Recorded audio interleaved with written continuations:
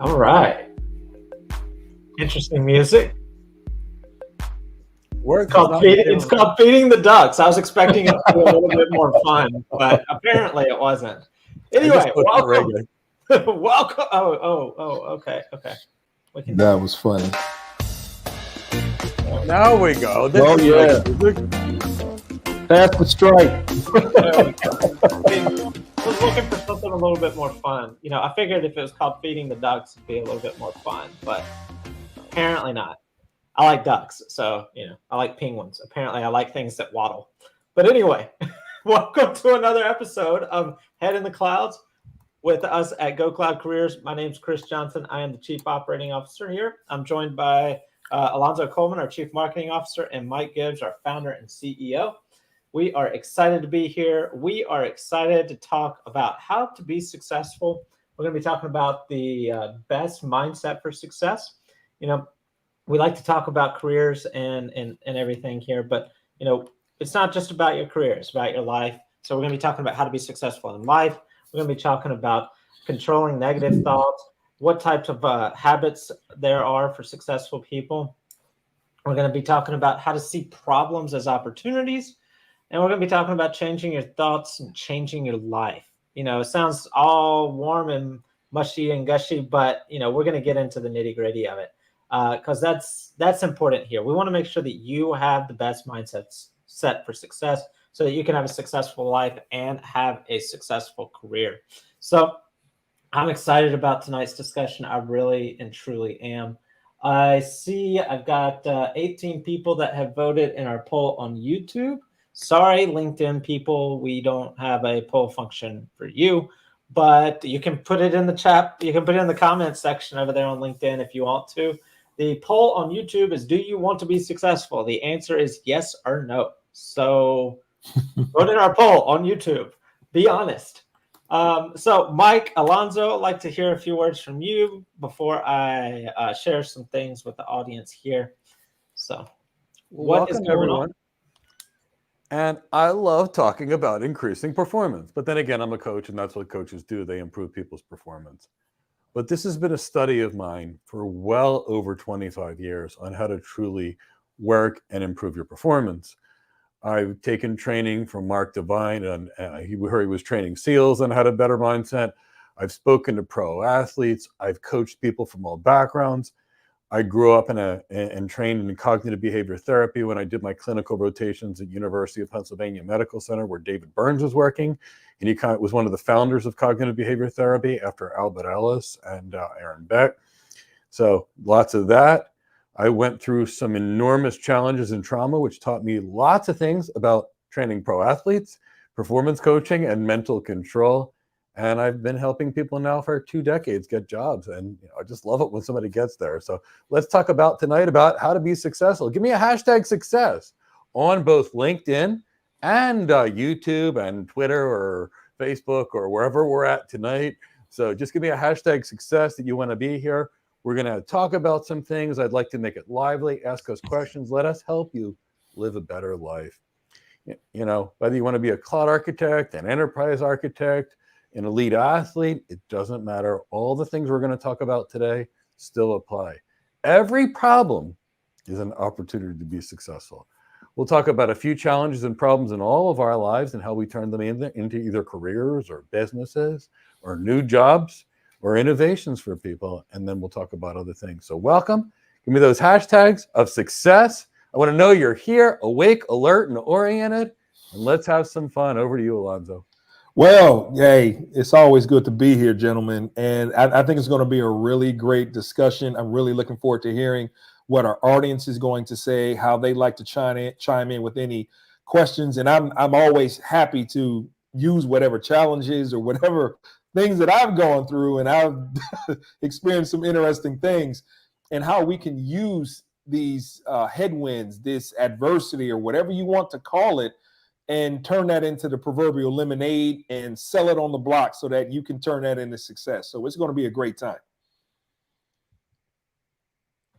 All right. Got lots of people coming in with the yeses and the hashtag successes from all over the place. So keep those coming in. Keep voting on that poll on YouTube. I'll know if you guys are being honest or not.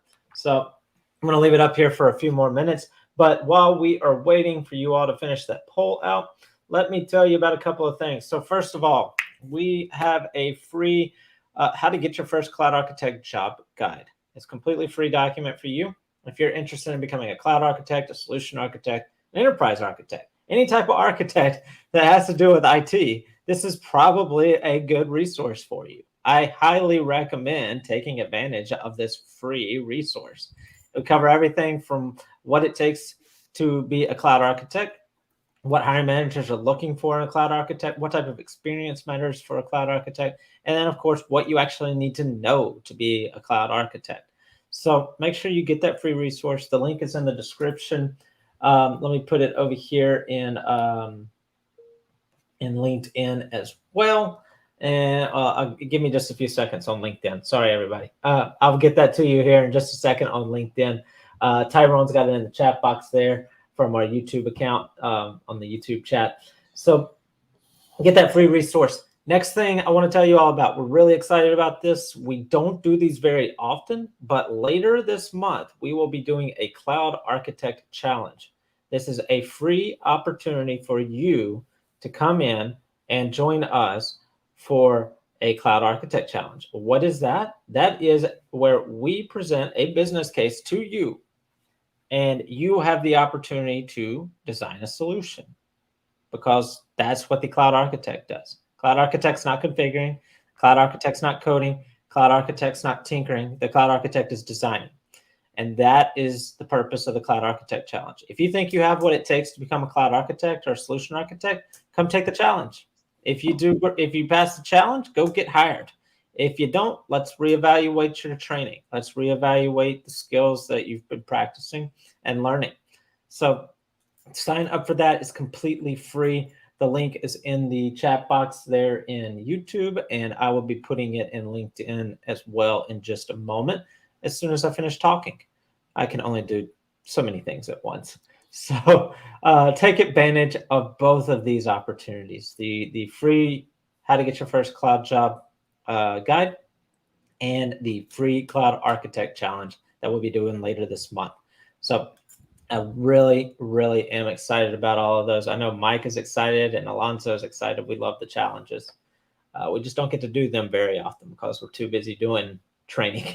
So anyway, let's dive straight into this. So obviously the topic for tonight, oh, hold on, my poll of 35 people in YouTube.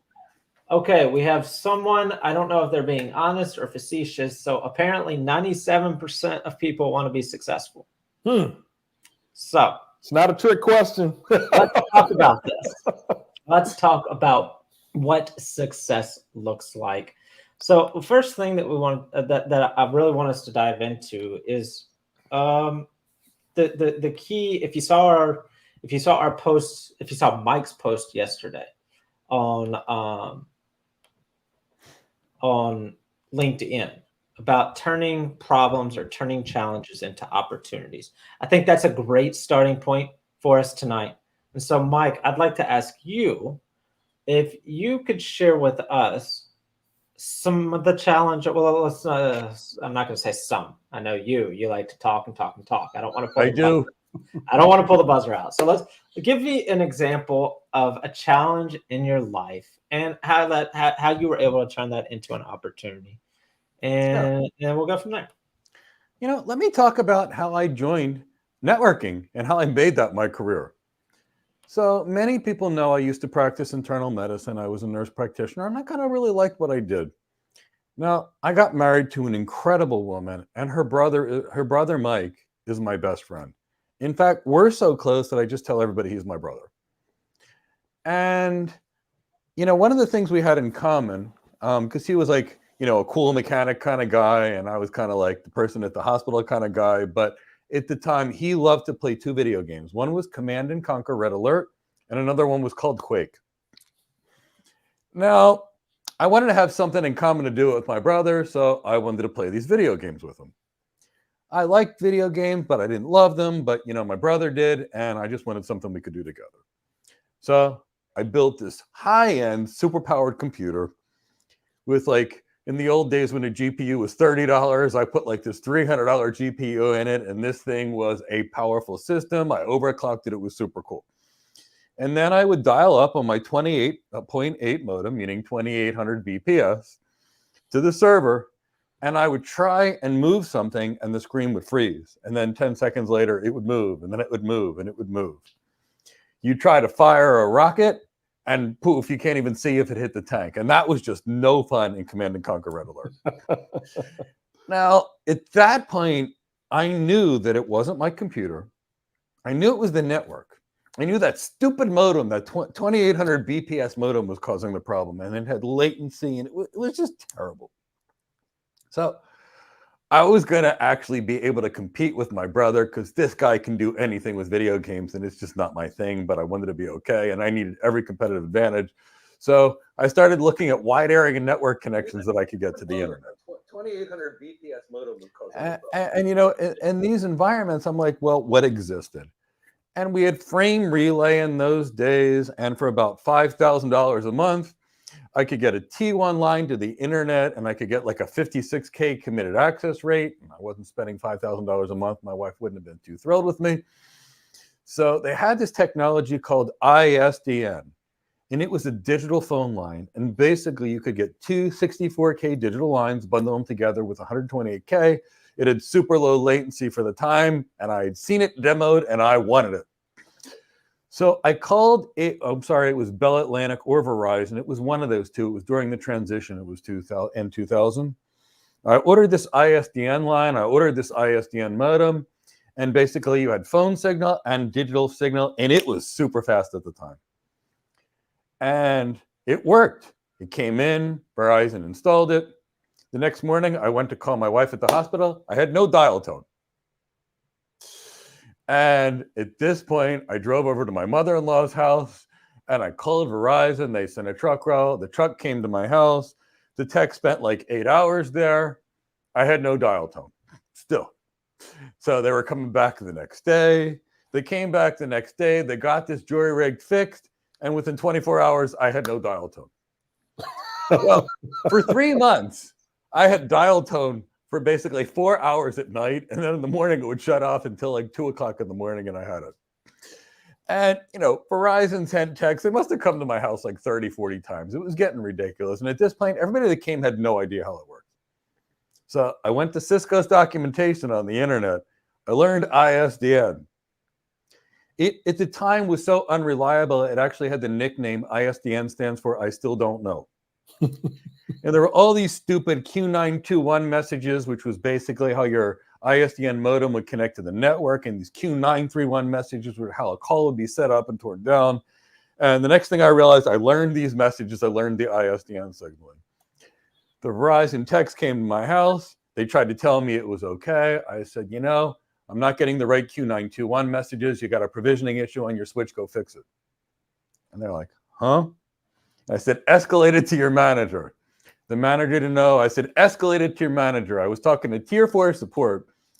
As I, you know, my main job was practicing internal medicine, and I told them what to do, and I finally got it solved. And now I could almost compete with my brother because I had all this tech competency, and it was almost as good as his natural instincts. So we had more meaningful gaming. But it still wasn't fast enough for me.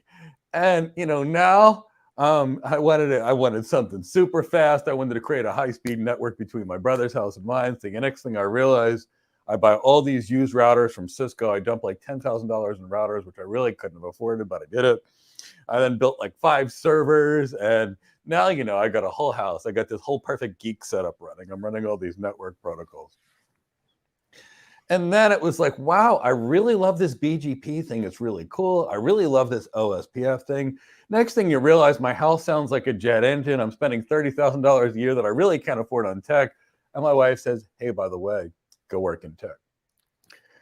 I actually, a year later, was a lead architect on Wall Street designing the systems for one of actually it was the largest market maker in the NASDAQ. They had done like 1 billion trades per day through that network. And I got all of that from trying to make this stupid video game work so I could play with my brother over a phone network Virtualization couldn't fix.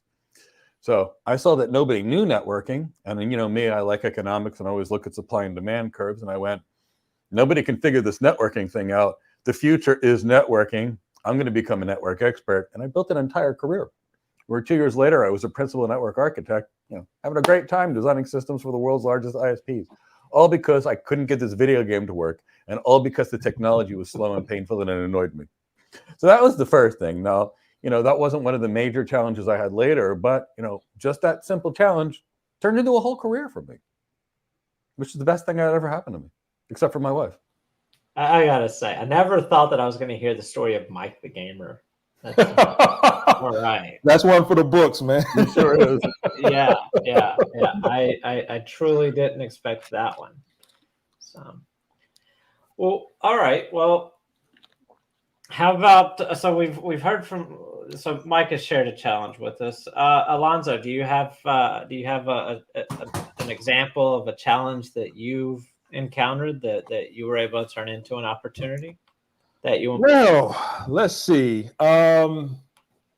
Okay, I'll try this one, and it may be more peripheral, but it may be relevant. So, growing up, and I don't know where this came from because I never had any type of exposure to the Japanese culture, but I fell in love with the moment that I had the slightest bit of exposure. I said, I want to go. I want to go to the country.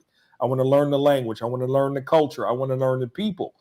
But many moons ago, the resources were not there per se to get that full access to understand it. So I took a Japanese class while I was in college. And then I spoke with my teacher. She was Japanese. And I said, I'd like to go. And it's called JCMU. It's called the Japan Center for Michigan Universities. And it was this exchange program for American students to go to Japan, enjoy the culture, go to a homestay and everything else. And I said, that's great. Okay, but I got a problem. I have a full-time job and no one's paying for my my rent, my utilities, anything else, let alone me ensuring that I had a job to go back to. So what does that look like? Now I had to put my problem-solving hat on to find out, how am I going to pay for me being away in another country without a job? So I started looking at tuition reimbursement that they gave me a little bit, but it wasn't a lot. So I started looking at other options with my 401k. What could I pull out? What kind of savings can I pull out? How am I going to be able to pay my rent ahead for the next 3, 4, 6 months, or however long that I was going to stay? So I started looking at my financials. I started speaking to my job about taking a educational leave of absence and so forth. So I really had to start finding the money, finding the resources to stay, finding everything else so that I can get on a 13-hour flight and go to a country I've never been to, talk to people in a language that I do not know, and be able to be immersed in a culture that somehow I fell in love with. So I was able to get that leave of absence.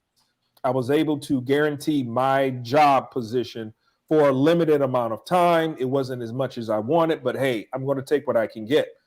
Pulled my 401k, paid things ahead, took care of the money that I needed for tuition assistance, making sure that I had money in my pocket while I was there to buy the things that I needed, and so forth. So I'm at the at the airport with my family. They're like, are you sure you're going to be okay? I said, yeah, this is what I want to do. So I go with the JCMU group. I get on the plane.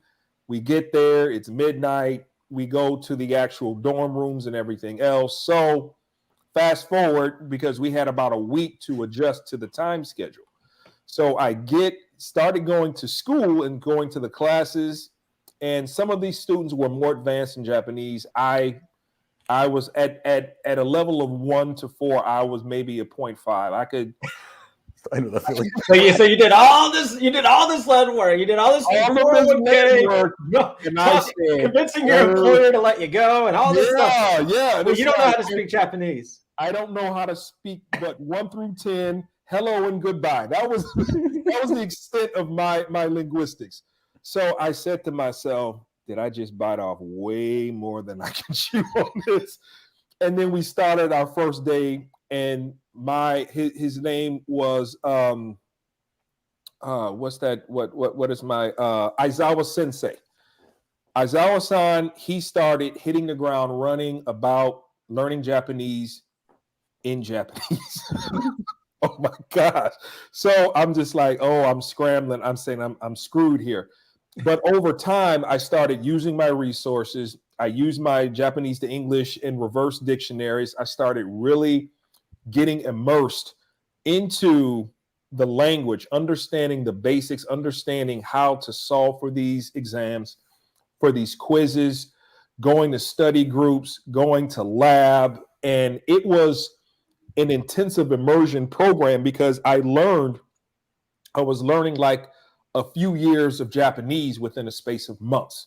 So I'm learning hiragana, katakana, kanji. I'm learning how to put this all together. I'm staying with multiple homestay families to understand their culture, speak how they speak, be able to understand what's rude, what's not rude, how to speak, when to speak, the different levels of intonation. Japanese it can be very formal, and there's different layers to it. There's Japanese that you speak with your seniors, with people at work. You have Japanese that is spoken with your family, and there's Japanese that you are spoken with your friends. Some of it is slang related. Some of it, instead of ikimasu, it would be iku. You know, I'm not going to go down that path, but learning all of this and ramping up and just throwing myself into the deep end of the pool, it was proverbial to the point of, I don't know how to swim, but I'm going to jump into the ocean. I'm going to learn along the way. So over time, I had my stumbles. Some of the quizzes I straight bombed, but over time, I started using my resources, working with my homestay families, working with people who didn't learn or didn't have that leg up about learning Japanese before they flew out there. I built great relationships. It helped me to learn how to speak to different people in different languages from all over the world, meet people from everywhere, and be able to come together so that we can solve solutions. So those out of many benefits that I received out of that is that I have friendships that I still talk to them today. I went out there again a couple of years later just to visit, and I continued with these relationships. And even my homestay families, we had such a great relationships. They flew to watch me get married. So these are the type of bonds that I created based off of not being afraid, jumping into something that was terribly uncomfortable for me, putting my focus, laser sight, front sight focus on what I wanted to do, how I wanted to get it done, eliminating anything that was a distraction. I planned my work and I worked my plan. And at the end of the day, I ended up coming out of this with long-lasting relationships, friendships. The list goes on and on. So I guess I put myself into that challenge, but at the end of the day, I learned so much, and it was such a great benefit for me to put myself in an uncomfortable situation to become the person that I am today. I like that. So both of you you've both given examples of challenges that arguably you put yourself in those positions. So it's all your fault that you had those challenges. Mike wanted to become the best Command and Conquer gamer ever, and Alonso wanted to turn Japanese. And so, now I gotta listen to the song now. All right, I know exactly. That's what kept popping in my head was the song. Anyway, so arguably these are challenges that you guys put, for lack of a better term, you put yourself in these challenges. Just understandable. We all put ourselves in positions by choice. But what about Mike? I don't know if you might have an example of a challenge that you didn't necessarily choose that you might be able to talk about. I've got really two examples that I could really talk about that I fell into. I'm going to take the harder one first, and then I'm going to do the other one at some point later. So I've loved martial arts my entire life.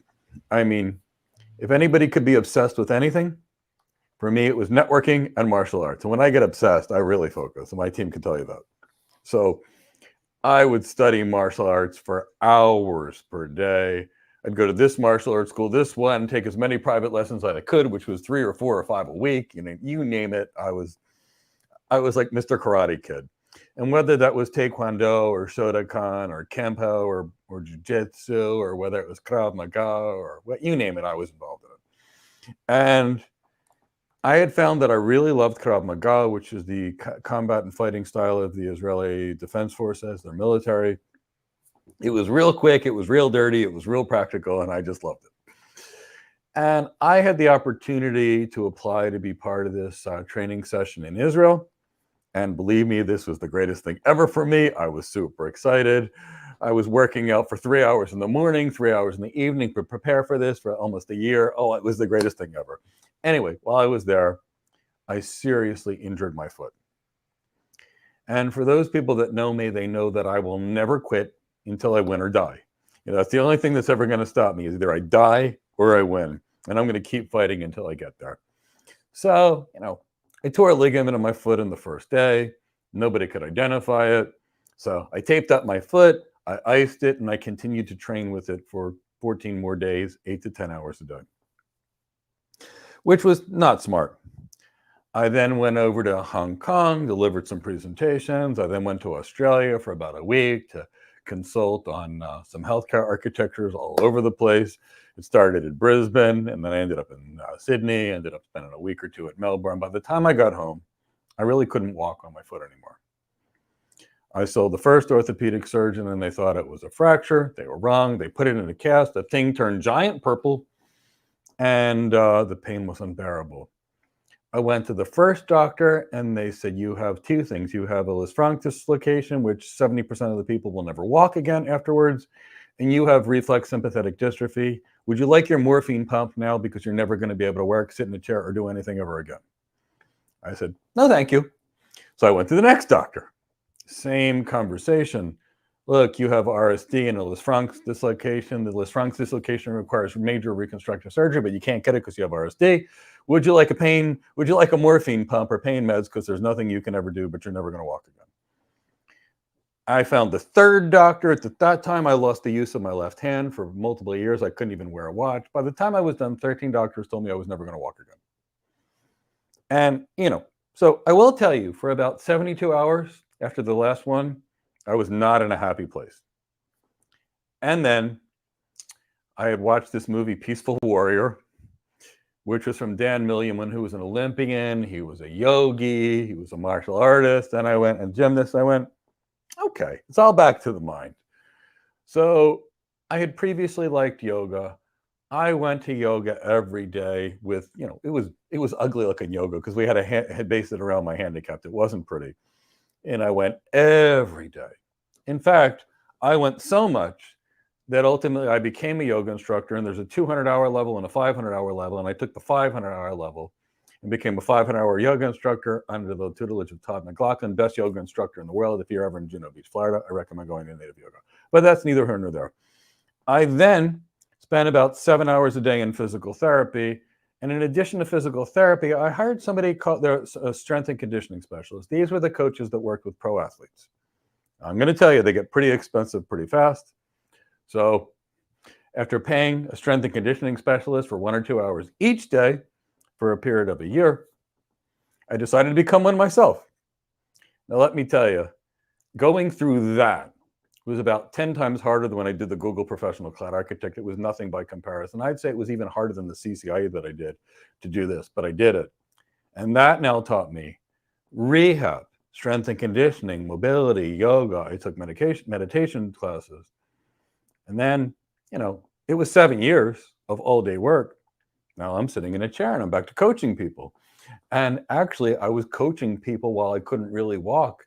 And I was getting people hired. That was the start, which we can talk about later, of my coaching career.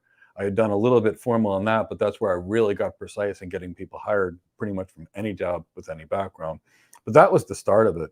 But that turned me into somebody that could walk again, someone that learned how to coach. because I took the same training that the performance coaches that would coach NFL players would actually take.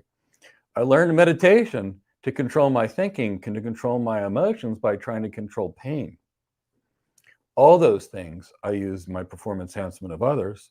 And I'm not going to tell you that I have the perfect life. Believe me, I take plenty of hours of physical therapy per day, but it didn't stop me. I was able to go from that to a CEO. Fast forward a couple of years. I've been featured now in 150 magazines. As a CEO, I've got students that now work out of our training for AWS, Azure, Google. Since you're going down that path, Mike, let's fill in that gap there between how you got from there to here. Oh, okay. Yeah, let's go ahead and talk about that. Sure. So now that I'm able to sit in a chair and I'm able to walk up and down the stairs in my house, I started a cryptocurrency mining data center in Kansas because it had the cheapest electric in the country, except for Washington, but I didn't want to go to Washington. I wanted to go to Kansas. And what happened is I had rented a warehouse from someone, and I actually taught that person how to mine cryptocurrency. And we had this giant mine. We had a megawatt of power coming in. It was the coolest thing ever, but that's neither here nor there. But anyway, I had built this mine with several of the people that I actually coached over the years. I come in there with like 3 people, and we build a data center, and we're talking everything in a matter of a week. They had they had some of the power worked out. We put in the switches, the routers, the firewalls, the network, all the, I mean, it was just unbelievable. And the person that actually we rented the warehouse from, which turned into a data center, says to me, my son Nathan is ready to graduate with a computer engineering degree. And I met his son Nathan, and he was a really good, fine young man. Impressive, respectable, clean, smart, like everything you'd ever want your son to be, that was Nathan. And the father says, what should I do? And I said, it's 2020. The best thing he should become is a cloud architect. And the father says, what is that? I said, you see these traditional data centers? I said, yeah. Now companies like Microsoft and Google and AWS, they have their own data centers and they rent you space in it like a hotel model. Now the father was a developer, and he'd been developing land and properties, and he was a landlord, so he was real familiar with this development model and this rental model. And he says, oh, I like that. That's going to be good. So he says, thank you, Mike. He says, what do you need to do? And I said, here's the thing. I said, I have some time. I'm going to spend 4 hours with him every Friday, and I'm going to teach him cloud architecture. But 4 hours is not enough to learn a career. So I'm going to buy him all the 3 most famous cloud computing courses that were out there. I won't tell you who made them, but you know who they are. And 90% of my students have already taken these programs and could never get hired. But anyway, within a couple of days after giving the kid these 3 courses, I bought them for him. I think it was a Monday. On Wednesday, he called me and he said, Mike, he said, I've got to ask you some questions. I said, sure. He said, I've set up EC2 instances now and EBS volumes and S3 buckets, but what are they? I said, what do you mean, what are they? He says, I've configured them. I put up these things called knuckles and security groups, but I don't know what any of it is. And I said, an EC2 instance is a virtual machine. And I said to him, I said, Nathan, here's the thing. I said, I thought you were strong. I thought you were worthy of my time, and I thought you were someone that I can turn into an elite architect. I said, I'm going to watch these courses now, because admittedly, I've never seen them. And if I don't know what these things are afterwards, we're going to write a book together. We're going to give it away to free, and I'm even going to start a company. I said, but I don't believe anything could be that bad out there. So I watched these courses. So you set yourself up for an unexpected challenge there. You weren't planning to create a company. You're like, I didn't want to create a company. I was retired. I didn't need to work. I was at home, and I watched these courses, and I'm literally terrified. It read like an announcement from AWS, like an advertisement. It was super biased. It was all like super exciting about CapEx or to OpEx as if it was a good thing without evaluating business things. I mean, it was the most ridiculous thing that I've ever seen. And nobody explained that an EC2 instance was a virtual machine. Nobody explained what a virtual machine was. I didn't even explain what cloud computing was. So I tested my theory.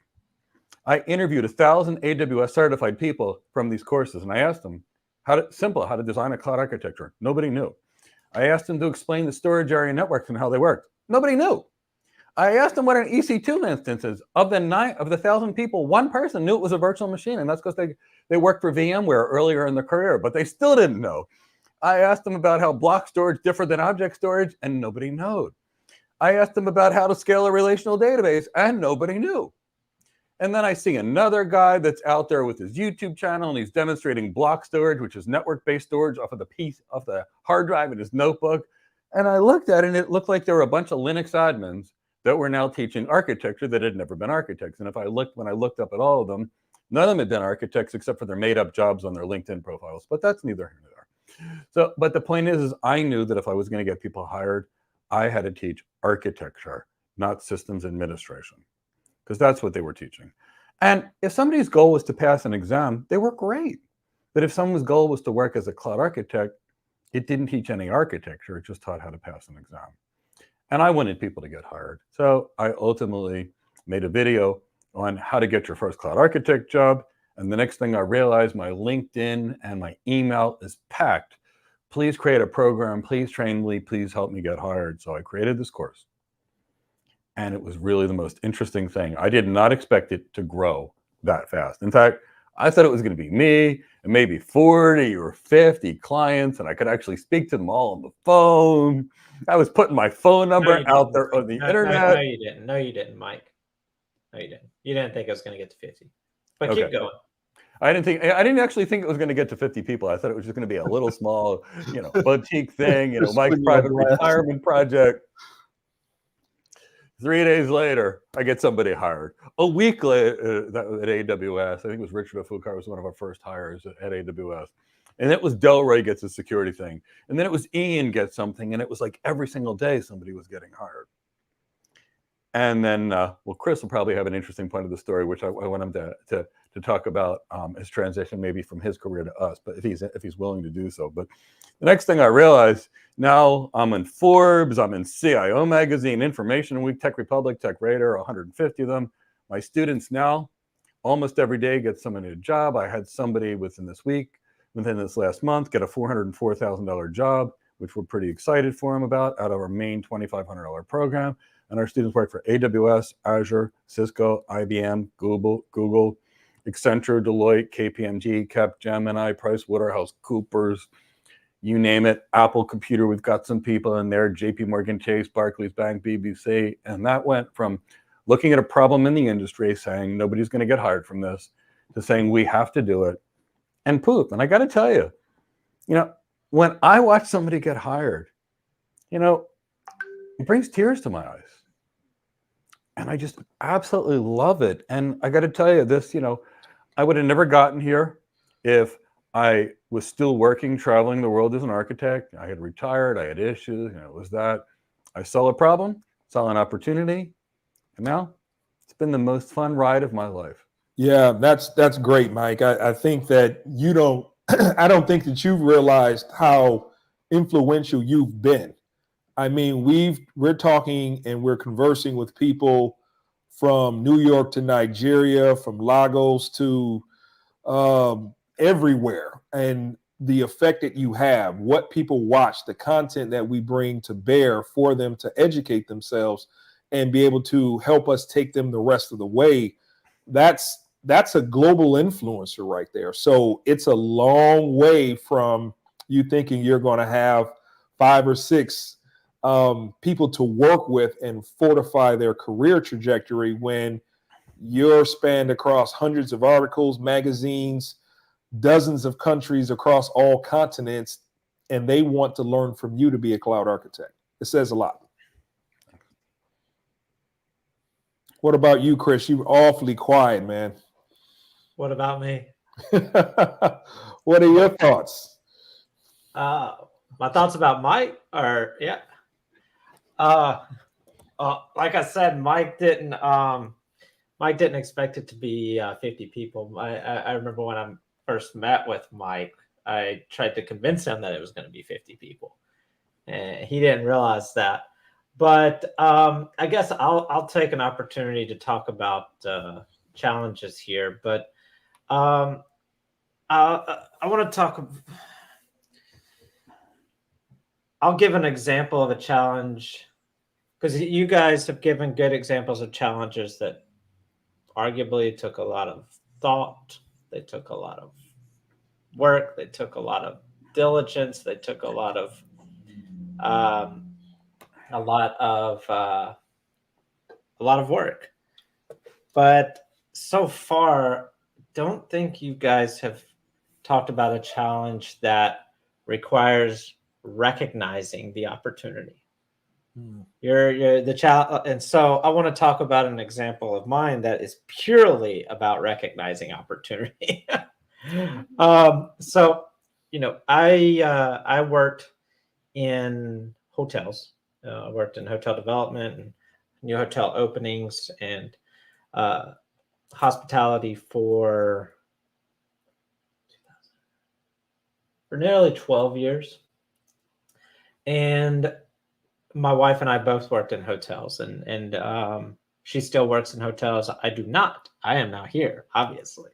And so the challenge that I want to talk about is when that career ended for me. It wasn't a choice. And I'm sure that there's a lot of people that can probably relate with something like this. So as I said, I worked in hotels, specifically in management, operations, and new hotel development. And I got laid off during the pandemic. The 2020. Here's exactly how it went down. So let's go all the way back to when I got married. We're gonna go back to the beginning. So my wife and I got married. We're broke. We're poor. We're paying for our own wedding. We don't have any. My parents are helping out, and we're planning it and trying to find every cut and corner to cut and everything like that. And we're just like, well, we're just not gonna do a honeymoon. And so my wife's like, okay, well, before I'm 30, you're taking me to Italy. And I'm like, all right, done deal. Good job. I've got 7 years to figure this one out. So I figure it all out, and I got this whole trip to Italy planned out. We're staying in a palace. We're staying in a place overlooking the dome and the cathedral in Florence, like literally right next to it. We're staying in a palace in Venice, staying on a hilltop outside of outside of Rome, and it's all great. And then the pandemic happens. And so I got to reevaluate, got it. So next thing I know, we're in Greece instead of Italy because Italy got hit with the pandemic. So we're in Greece. We come back and we have an amazing trip in Greece. I come back from Greece and everything shut down. Literally the day that we travel back is the day that the travel bans went into place around the world. So we're flying back through airports that are completely ghost towns. We're the only people on a flight from Frankfurt to Heathrow, and from Heathrow to Dulles, literally the only people on the plane. We get back. We have to quarantine for 2 weeks. And there's no business at the hotels. I'm literally losing over 1,000 reservation room nights every 12 hours. And what comes next? No money, no business, no employees. So I am responsible for laying off the team members that have to be let go. And I have to do this over the phone because I'm in quarantine, because I was traveling. So for 2 weeks, I'm working out of my house. My wife is in one room, I'm in another room, and we're both constantly having to do evaluations and make the decisions about who's going to get laid off and who's going to get let go and all these things. And then there's not any more to cut. And then I get the phone call that says that I've been let go. And the interesting thing was that because my wife and I worked for the same company, my wife became responsible for my property as well as her property at the time that I was let go. So that was quite a challenge in more ways than one, not just professionally, but personally as well. But what I wanted to focus on here after setting that entire scene is that presented a world of opportunities for me. Interestingly enough, I had found that I didn't enjoy what I was doing as much as I had before. And it turns out that this was somewhat a blessing in disguise. I had continued to work in hotels because that's what I knew. That's what I did. That's who I was. Like that was me. But it wasn't what I liked to do anymore. And I just did it. But this was a blessing in disguise. I now had the opportunity. I had nothing else to do. I had all the opportunity in the world to now go figure out what it was that I wanted to do. I'm a business guy. I'm an operations guy. As I've said before, and many of you have probably heard me say this, if people ask me what I do, my answer is I get things done. I make things happen. I push things along. I bring things to completion. So what does someone who does that do when they don't have anything to do? They have to find something to do. So I decided that I was going to try my hand in data analysis of all things. That did not work out. I love data. I love numbers. Many of you know that. But I am not a coder or an engineer or a techie guy. I am a business guy. I am an operations guy. I get things done. So I dabbled in that for a little bit. I did a boot camp while I was doing that. And much like Alonzo, I met some people that I still talk to this day. I met one of my best friends I had never met in person for almost 2 years, and went to their wedding in Napa over New Year's this past winter. That was our first time to meet in person, was at their wedding. And I've met and created friendships and relationships with people through that, even though that's not a route that I ended up going down. That's I got those things from that opportunity. Now, what was the true golden thing that came from that was one of those relationships that I created through that boot camp directly led me to Mike, a individual that went through the boot camp with me. David came across Mike as he was becoming more interested in the cloud, and this was literally when Mike was creating all this in March, April of 2021, was when David came across Mike, and David was like, "Man, you got to check this out. This is what you do. You do business. Like, you got to check this out. This is business." And I was like, "Okay, well, interesting." Lo and behold, I go to a webinar. I go to one of Mike's webinars. I'm sure many of you have been to Mike's webinars, or our webinars, or that have now become what they are. And I was like, "Yeah, this is something. This is something." And then and then over the course of the next couple of weeks, I'm like, "Man, David, I don't think Mike realizes what he's got, because Mike's got something here." And sure enough, me and David and I went to, well, first of all, David came down to visit and went to Universal Studios with me, but then we decided to go visit Mike, and Mike, and we're sitting at Miller's Ale House next to Mike's house, and we're trying to convince Mike, "What are you going to do when you get to 50 people?" And he's like, "I'm not going to get to 50 people. Man, if I get to 50 people, I'm not going to know what to do." And we're like, "Mike, you're going to get to 50 people."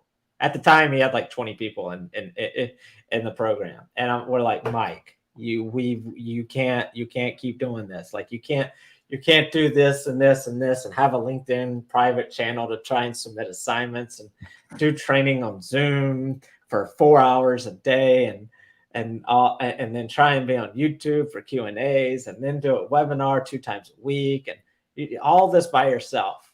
How are you going to manage it?" And yeah, so my challenge of having my career ended for me became this opportunity. It led me to this opportunity. And now that I've said all of that, it wouldn't have happened if I didn't recognize the opportunity. Because most people wouldn't have seen that opportunity. And this is what I wanted to circle back to with everybody else. And thank you, Alonzo, for putting me on the spot. I wasn't expecting to talk, but I'm the guy that asks questions. Okay. So you have to get into a mindset of looking for opportunities and recognizing those opportunities when they present themselves, no matter how small or how big they seem. Because I can't tell you how many tens of thousands of people we interact with. I can't tell you how many tens of thousands of people Mike interacted with before me that didn't see the need or the opportunity before them. And, I often think about what would have happened if I hadn't recognized that opportunity and convinced Mike that this was the situation. And we could do an entire show about that probably. You probably could. But yeah, so that it's critical that we tune ourselves to seeing opportunities. They can be in the smallest things. Like take that was a 2-year process from March of 2020 to, I guess it wasn't a 2 year. It's about a year and 2 months. From March of, but it seemed like 2 years. God, when you're like me and Mike and Alonzo and you work, and then it stops. Oh my God, it's like molasses. But you have to tune yourself for it. And put yourself in positions and do the work to make those opportunities become realities. But anyway, that's what I got to say, since Alonzo asked me to say something. Hopefully that made sense.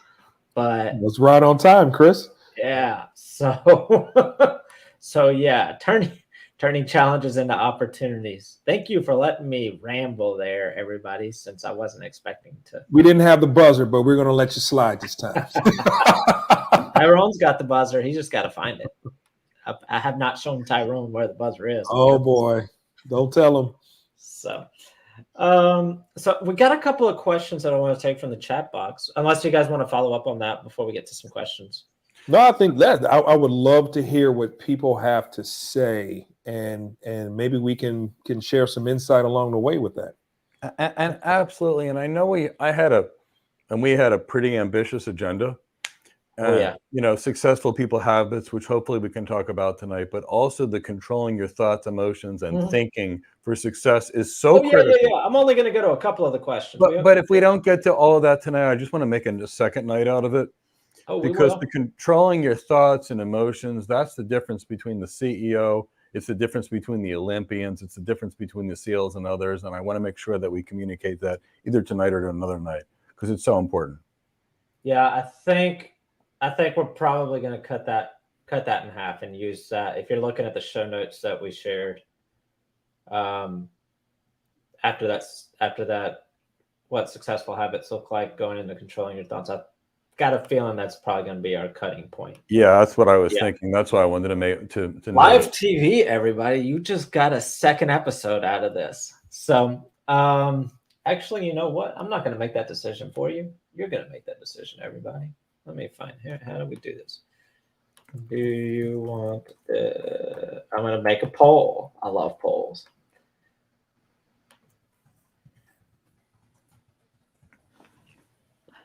All right.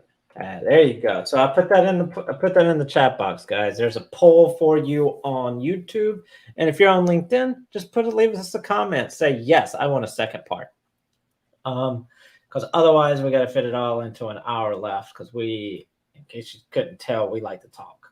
And I don't feel like trying to squeeze it in an hour unless you absolutely want us to. So let's get to some of these questions. Make sure to vote in that poll or leave a comment on LinkedIn.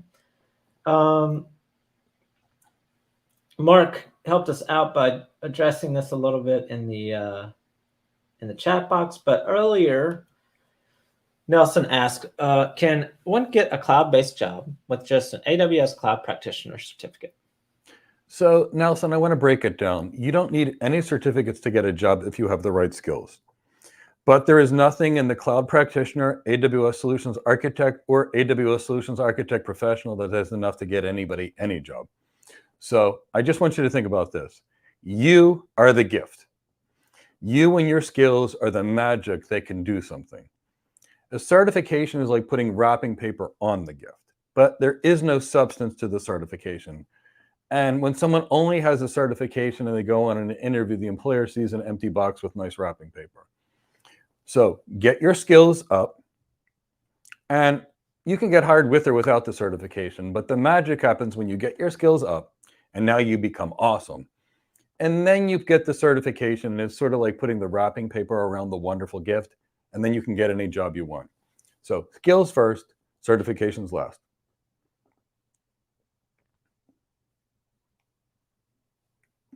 Oh, wow. That was short. I like that. Yeah, can't get any better than that. Well, we've got a robust agenda, so I want to make sure that we have time at least. All right. Let's see. I saw a question here from Kamal. Kamal says, how do you manage stress and maintain focus during challenging times? We're going to talk about that a lot on the part two. If you know. These are great questions, Kamal, and we're going to dedicate it to part two. But I personally use a combination of yoga, pranayama breathing, and I also really learned cognitive behavior therapy, and it's widely used with Olympic athletes. It's widely used with elite military forces, and where I happen to go to school, which was at University of Pennsylvania, where I did my psych rotations. That's kind of where they invented it. So I use a combination of all three. I recommend cognitive behavior therapy to everybody, and it's used at the elite levels from people of all walks of life. So those are the three things. And actually, Kamal, a lot of that's actually in our training program, which I know you're a student of. All right. So those were the two questions that we had that I wanted to make sure that I got to. So let's talk about the what these habits look like. What are the habits of successful people look like? And in case you're wondering why I keep looking around, I'm so lost on my monitors. I don't know whether anything. We tend to have a minimum of 12 tabs. Minimum. I don't like Windows at all, but that's what I'm using. All right. So, Mike, what do the successful habits look like?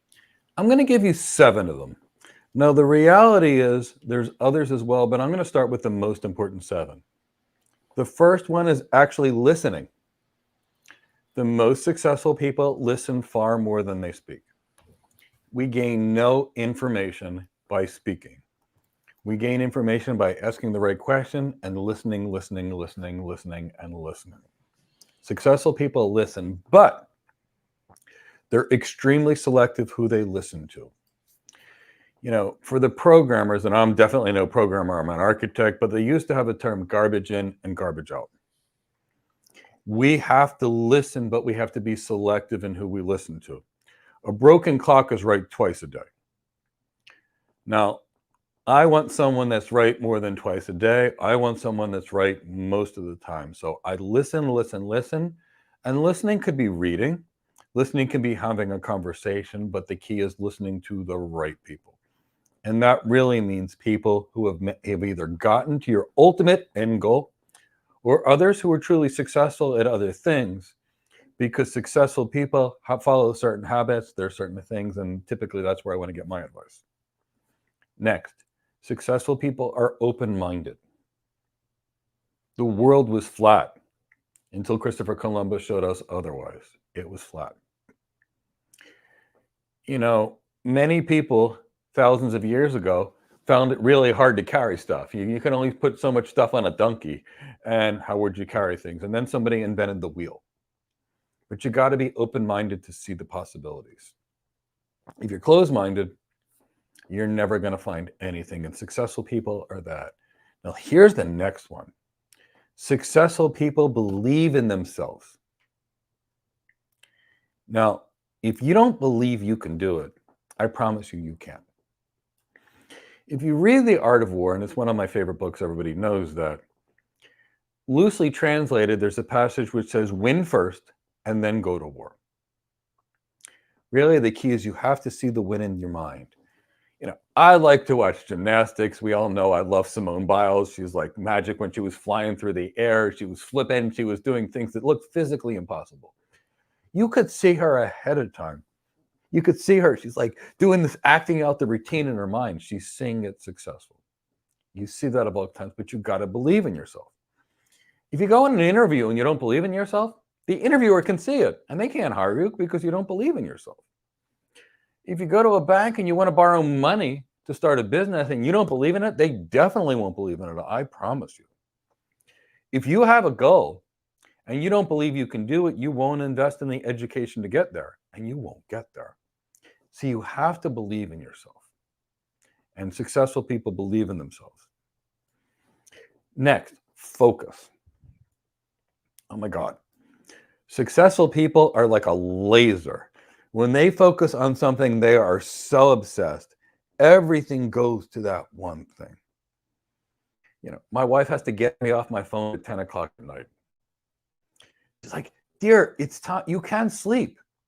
And I'm like, but I got to respond. And she said, sometimes, because I'm too focused. But you show me an Olympian, you show me a sniper in the Navy SEALs, you show me a martial artist that's going to win a gold medal in the Olympics, you show me a pro NFL player, they're all focused. Every last one of them. And here's the reason why. Life is a competition. It's war, whether you want to believe it or not. When you go on an interview and 50 people interview, one person gets hired. 5,000 people apply for a job and one person gets hired. This is war. And I want you to win the war. Now, imagine if you spread your focus amongst 30 different things. Little this, little this, little this. In the end, you can't be great at anything because your spread is split. I like to use the example of the Swiss Army knife. It does a lot of things, but it doesn't do anything very well. I do keep a Swiss Army knife in my car in case I ever had to open a bottle of beer, not that I drink beer, which I don't. If I ever needed a toenail clipper because I got a hangnail. If I ever needed to file something, I've got something. If I ever needed a screwdriver, wanted to open a bottle of wine, I keep a Swiss Army knife. I also keep a real knife with me in case I ever get stuck and I had to chop down a tree, for example, or hunt or fish with a knife. I always keep something. And believe me, the Ka-Bar knife is nothing like that the Marines carry, is nothing like that Swiss Army knife because it's focused and it only does things and it does it well. You don't see baseball pitchers that get paid millions of dollars a year being experts at hitting the ball. Why? Nobody cares if they can hit the ball because their goal is to pitch. The least successful people try to spread themselves so thin that they end up being good at nothing. The most successful people focus. I encourage you to find what you love. I don't care what it is that you love, but find what you love and focus at it and work harder at it and be the best in the world, or at least the best you can be. All successful people try to do that. The next is prioritization. Now, I learned this when I became a paramedic in my youth. Now, what they said was, and when I was in paramedic training, I was working really hard. It was the first day of class to put somebody on the board, put their blanket on, get their belt buckles on. It took me 15 minutes to get them on the board, but they looked perfect. And then my paramedic instructor said, Mike, while you were making the person look beautiful, they died. Get them to the hospital. Don't worry about pretty packaging. Later, after being a paramedic, I worked in internal medicine and I learned to triage. First, second, third. Most people don't prioritize and focus on the most important things. I want you to focus on what matters most. Put 80% of your time into those 20 most critical things and not what most people do, which is 80% of the time on the least critical things and 20% on there. So prioritize and focus your energy, your efforts, but prioritize. If you don't have a job, your priority might be to get a new job. And that means you need to do everything you need to get a job, whether that be getting education, whether that be getting interview training, whether that mean getting coaching. It's your priority, everything forced to there. The next thing is delayed gratification. This one is a secret. you can go out to a party on Friday night, you can go to Palm Beach on vacation, or you can take that course to change your life. It's up to you. When I decided I was going to go into networking, believe me, I didn't have a lot. I borrowed about $10,000 from my brother-in-law. I maxed out 2 credit cards, which was like another $10,000. I borrowed some money from my father-in-law. I went and applied for a new credit card, and I put it all on networking. All of it. I didn't have it. I was terrified, but I believed in myself and I was going to do it. Do I regret it? Well, I doubled my salary from my medical job to my networking job, literally speaking, overnight. Within 1 year of being a network architect, I was a CCI architect working on Wall Street. I paid that $30,000, $40,000 of loans off in a couple of months. I had money for anything I ever wanted, and I had a higher earnings for the rest of my life. Now, I didn't get to go on any vacations that year or the next year, but the delayed gratification got me there.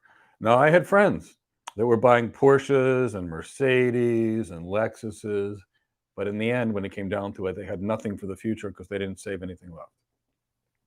The last is just hard work.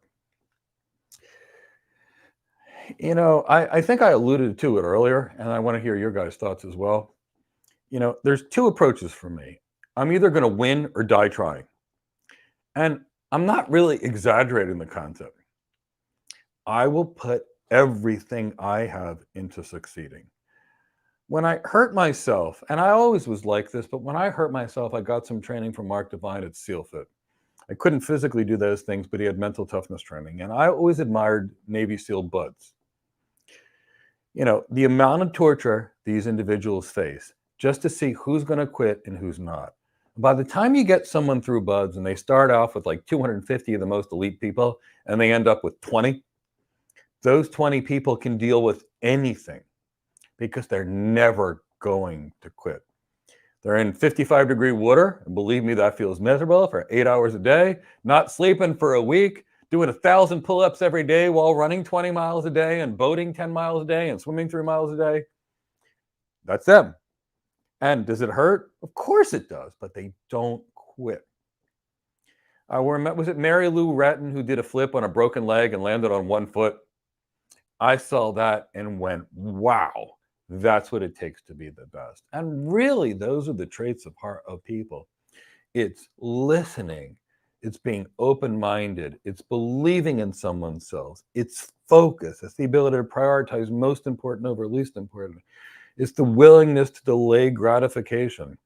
Take the money from your cable bill or your cell phone bill to provide it for your education or your investment in your future or whatever, or buying the money for starting a business, and it's working until to outwork your competition. Because like I said, it's war. 5,000 people, 1 person gets the job. Now, when it comes to the better jobs, it's even more than that. And the only person that wins is the Simone Biles of the world, the Michael Phelps of the world. They're the winners. I want you to be that winner. And you can all be winners. You can all find the thing that you love and focus on it, prioritize, and get anything you want. The only person stopping us in most cases is ourselves.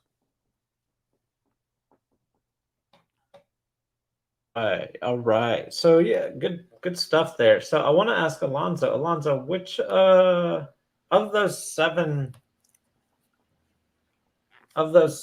things that Mike has mentioned, let me pull up my list here. Of those 7 things that Mike has mentioned: listening, being open-minded, believing in themselves, focus, prioritization, delayed gratification, and hard work. Which of those caught your attention? You know, there's not just one, but the 2 that I believe encompassing everything is a combination of believing in yourself and focus. If you're listening, you're focusing. If you're prioritizing, you're focusing. If you're focused on your goals, you're delaying your gratification for later, for the ultimate goal of meeting that and getting everything that comes with it. And that only happens through hard work. So breaking it down from believing in yourself is, I don't care what you know. I don't care what you can do, who you know, how you can get any of this thing accomplished if you don't know how to believe in yourself, if you're not able to visualize who you can become based off of who you are right now. It's not about the money in your pocket. It's not about the people you know or the influence you have. It's not about any of those things. At the end of the day, when you're destitute, broke, you're wondering where the money is coming from or anything else, believing in yourself costs nothing, but pulling it out of yourself for everyone to see costs everything, because it takes focus and dedication to hone in all your skills, all of what you know you can be. I can visualize myself in a lot of different ways, and I've met those goals, and I'm able to meet and be a part of teams that I never thought I'd imagine to be a part of, because I know what I'm capable of. I know what I can do. If I don't know it, then I'm going to learn it the next day. If I don't know how to do 120 push-ups today, then I'm going to practice to do 150 push-ups until I get it done tomorrow. It's about your mentality. It's about the fire in the gut. It's about you being able to say, I can get this done come Hades or high water, to make it happen. Because at the end of the day, if you don't believe in yourself, I'm not going to do it for you. Mama ain't either, and neither is anyone else of significant influence in your life. It comes from within. And once you realize the power within you and how you're able to get it done, I don't care if it's mustard seed faith, that can turn into an entire force that you can use to conquer, to meet your goals. Now, how is this done? Through focus. If you don't have, and this is going to be some honest opinions, if you don't have someone in your corner, cut them. If they're not a part of your goals and they're not going to be able to facilitate, cut them. If they're distracting and they're not able to help you realize where you want to go, cut them. If they're too afraid to take on that journey with you, cut them. If they're not going to celebrate you and cheer you along the way, but they're going to be there to try to receive the hard work that you put in alone, guess what? I got a solution for you. Cut them. So focus and eliminate, or rather eliminate anything that's a distraction. It could come in the way of a TV show, Netflix, bad habits, bad people around you, whatever it is. If you want to meet that goal, you got to understand, if you're going to move higher up, the more you go, the less you're going to see your old life, the old people, the old habits, the old way of you doing things. And that requires a singular focus on your goals. Life never, and I take it from me, and I'm sure I don't have to with everyone's personal life, life has never been a straight line for me. It never will be a straight line. But in between of those pit stops of you having to take a break or whatever, stay focused on your goal. Get a vision board. Surround people of like-mindedness, ergo the Go Cloud Careers community, to help you hone in on yourself on a daily basis. Hold yourself beholden along with other people. So make sure that you are around a positive environment. If you're not, remove yourself from that so that you can focus on your goals through the belief of yourself by making this happen for yourself. And you're going to see this formula. It's going to be a wheel of pain sometimes. You're not going to want to work out. You're not going to want to study. You're not going to want to tackle BGP. You're not differences between any of this technology. It be something that you're not comfortable with. But just like anything, you're going to keep focusing through repetition, knowing that you can believe in yourself. You're going to turn out okay. So those are the two things that I really believe that are really important to me. Is two things. I'm well, pretty sure you mentioned every single one. I summed it up. Yeah, I summed it up. Those two about focus and believing in yourself. I think those two are the foundational bullet points for all of that. So it's just so important that if no one believes in you, prove them wrong and show them quietly that you have reached your goals, because everyone loves a story about how they've conquered adversity, and each one of you can provide that in your own way and show them at the end of the game that you won and you're able to get that career and you're able to showcase through your lifestyle how you've made it happen. It all starts with believing in yourself today, right here, right now. I couldn't agree more with you there. I love it. In case anybody wonders what it's like working with the two of these guys, you see, I ask for one thing, and he just goes to the whole thing there. So like it just pick one thing, man. So I'm gonna go with focus for you for that one thing. So all right. But so let me. I'm going to flip the question on myself here. So if I had to pick one of these to talk about for a few minutes, I think it would be delayed gratification, and I think that's because that's the hardest one for a lot of people.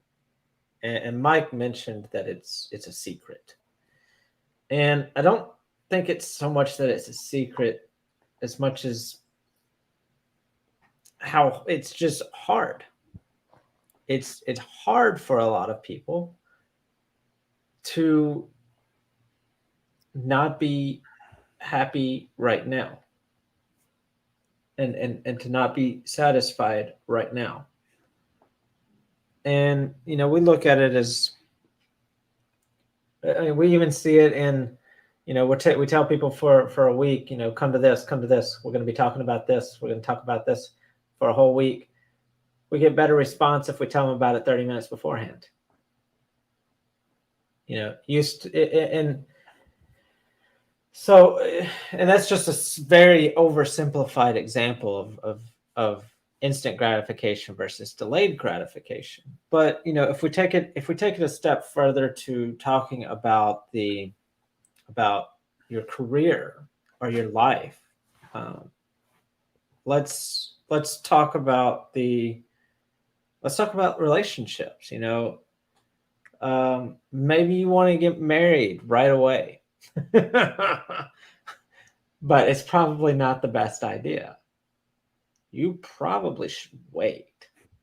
You should probably not do. You should probably I'll use my wife and I as an example. We ended up getting married before she graduated college, but only because of the way the calendar fell. But if it had fallen a week afterwards, we would have gotten married after she graduated. But there's a reason why people plan weddings. There's a delayed gratification to that.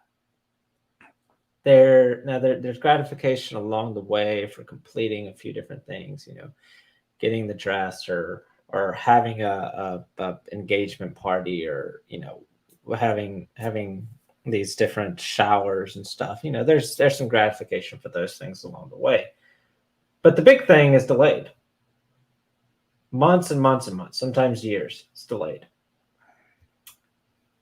So that's an easy example of one that a lot of people get, and they're okay with that. But what about a job? What about a job that you're not happy with? Do you instantly quit? Can you instantly quit? Right. That's the big kick. Or do you need a plan?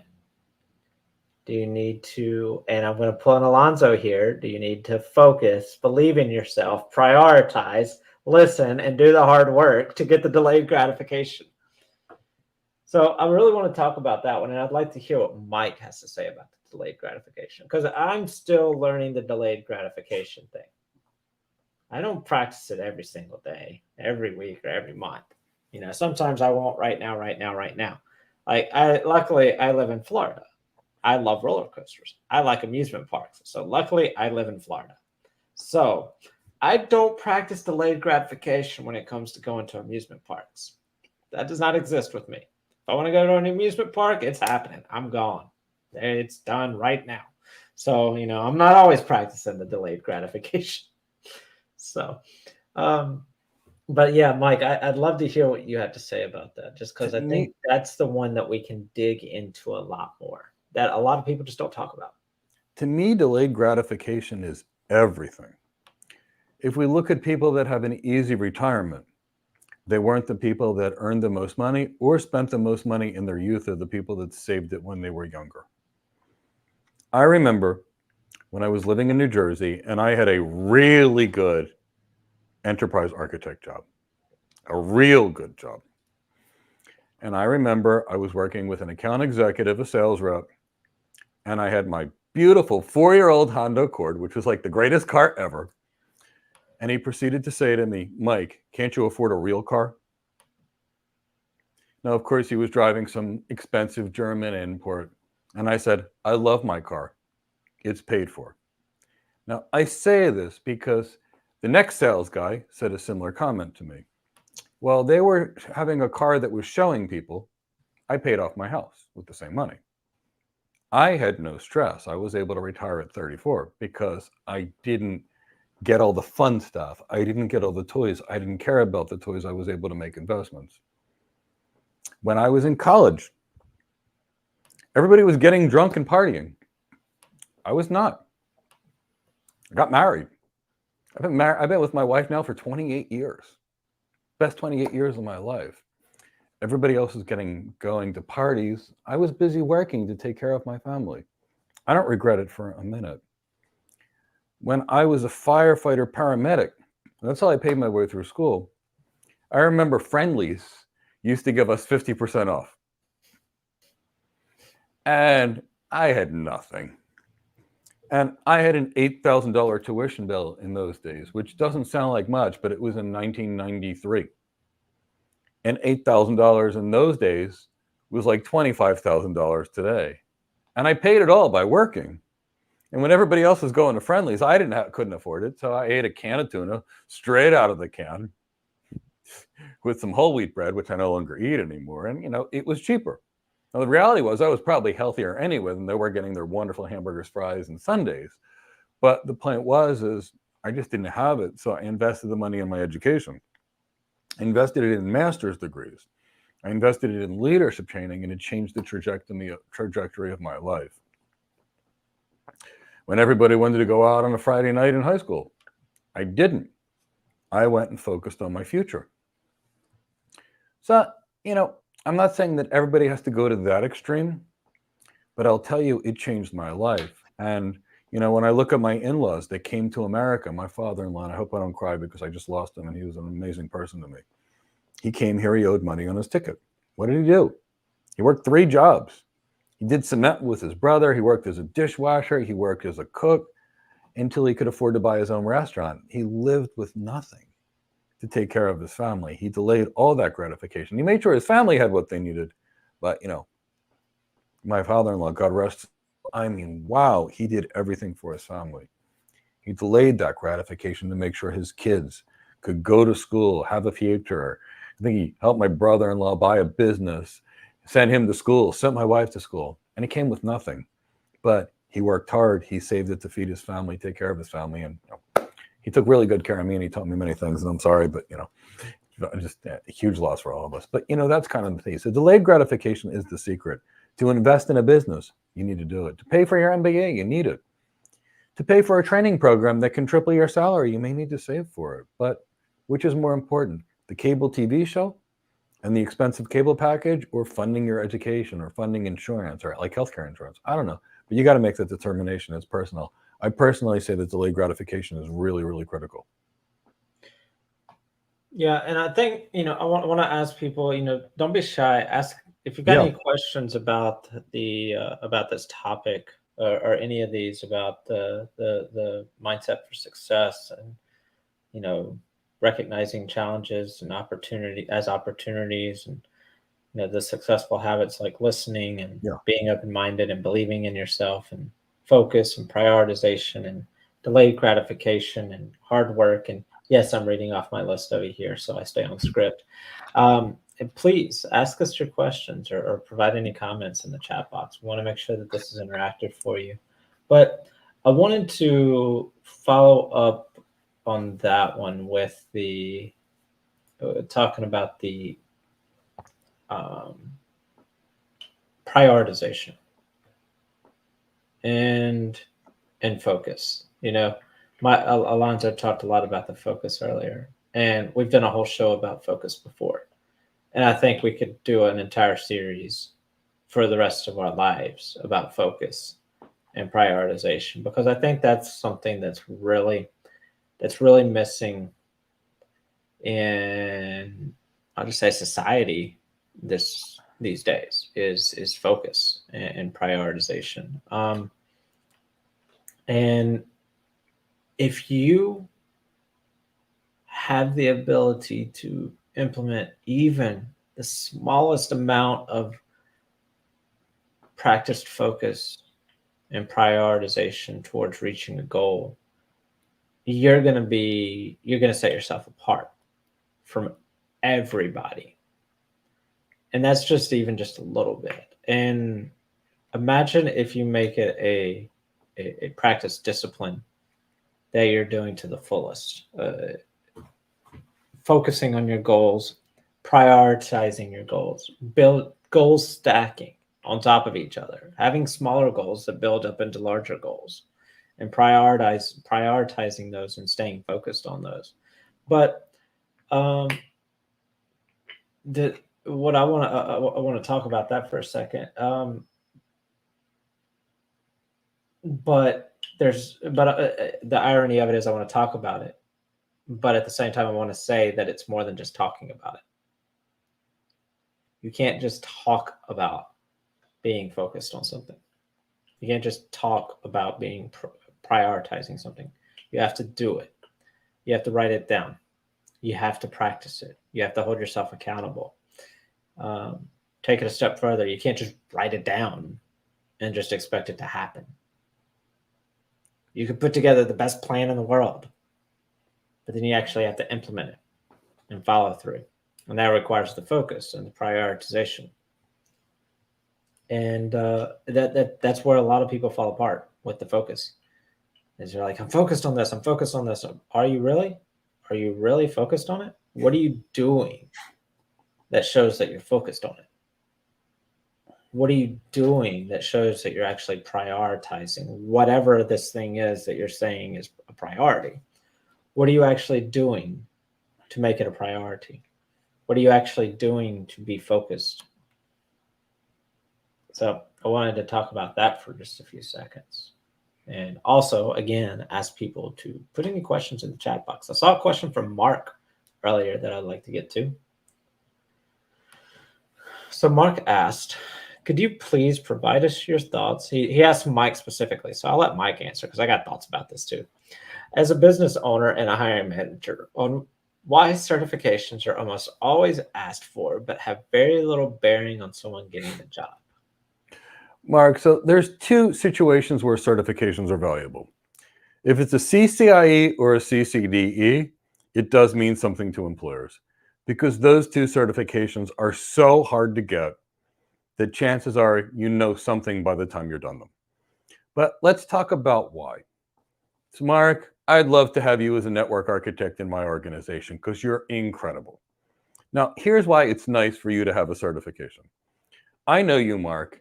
You're in the top 1% of network architects that are out there. I don't think there's anybody that I know that's better than you. You could easily be a distinguished engineer at Cisco, a principal architect at Juniper. You're that good. And I would hire you because you're that good. I don't care whether you're certified or not. But it's a little easier. Let's say I'm a consulting company. Now Alonzo's my client. Alonzo, I've got this guy, Mark Milonovich.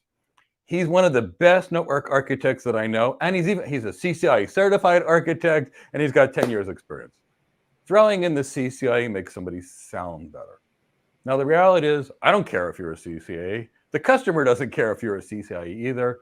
But it's like saying, I have an MBA. It just looks nice. It's better packaging. So if I was going to sell my car, I would make sure that it's washed, waxed, polished, and clean. And those certifications are like they're as wrapping paper. Now, a lot of the certifications that you see in a job desired is actually related to legacy things. And here's what I mean. 20 years ago, the technology didn't work. And the certifications in those days actually taught you something about technology. When you did a CCNP 20 years ago, not today's CCNP, the Cisco Certified Networking Professional, but the old one, you actually had to learn OSPF, which is a routing protocol, and EIGRP, which is a routing protocol, and you had to know something which would work on Cisco and not Cisco. In those days, the certifications taught you the underlying technology, how it worked, and how to build it or configure it. And we like that because it shows that you may be competent. It helped you pass the screener exam. It might be worth interviewing you. That's all it's valuable for, is maybe I should interview this person. Now, in today's world, with Udemy courses being taught by people that have never had the job before, that don't even know what they know or don't know, and they're still teaching a course, and with certifications being more like vendor brainwashing or vendor indoctrination, it's really like, sell my stuff, sell my stuff, sell my stuff. Employers are now finding that when they interview somebody, the more certifications they have, the worse they actually are, because they're spreading their load across 3 different careers. And Mark, it's reached the point that, is a rule, if somebody has more than 3 certifications, I won't even interview them unless I know otherwise, because I'm worried that they split their focus amongst too many things. And I want someone focused on being the best, not as do all employers, as opposed to someone that's focused on passing tests. So it all looks good. I prefer my architect have a master's in business. I prefer them. But I'll tell you, I'd be lucky to hire Daniel Bosu, who we trained, who didn't even graduate high school, who JP Morgan Chase snatched up as an architect after our program because he's that good. Sure, it'd be nice if he had an MBA on his resume, but it didn't matter because he was so good they hired him without even completing high school. The key is it's near impossible to find somebody that's good. And finding someone that's great is even harder. Last night I went to dinner. I ordered a drink. I ordered a dirty martini. I order it like 3 times a year. A dirty martini did not show up. An Appletini showed up. And I was like, what's this? It was shed sugar in it. So I sent it back. But the point is my wife ordered something and it was also wrong. The day before, I had something delivered via Uber Eats and the wrong thing arrived. So it's really hard to find excellence in today's world.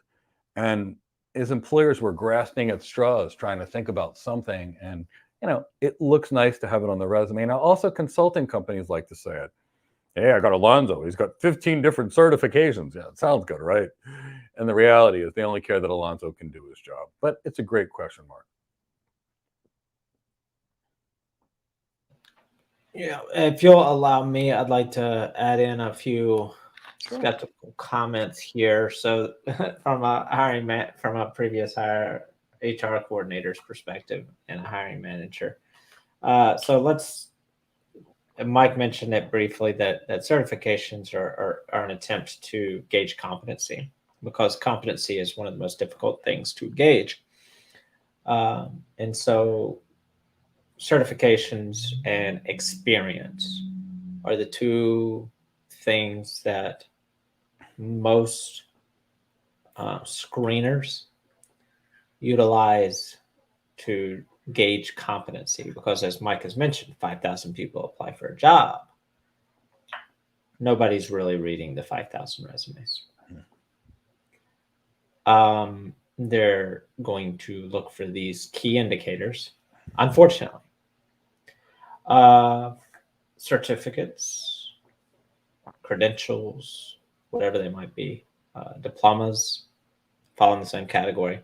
And experience. Now, these don't necessarily mean that you have the competency. And nowadays, most of us are hip to the fact that certifications don't mean competency. At least the hiring managers are. HR and the screeners, not so much. They still like to see it.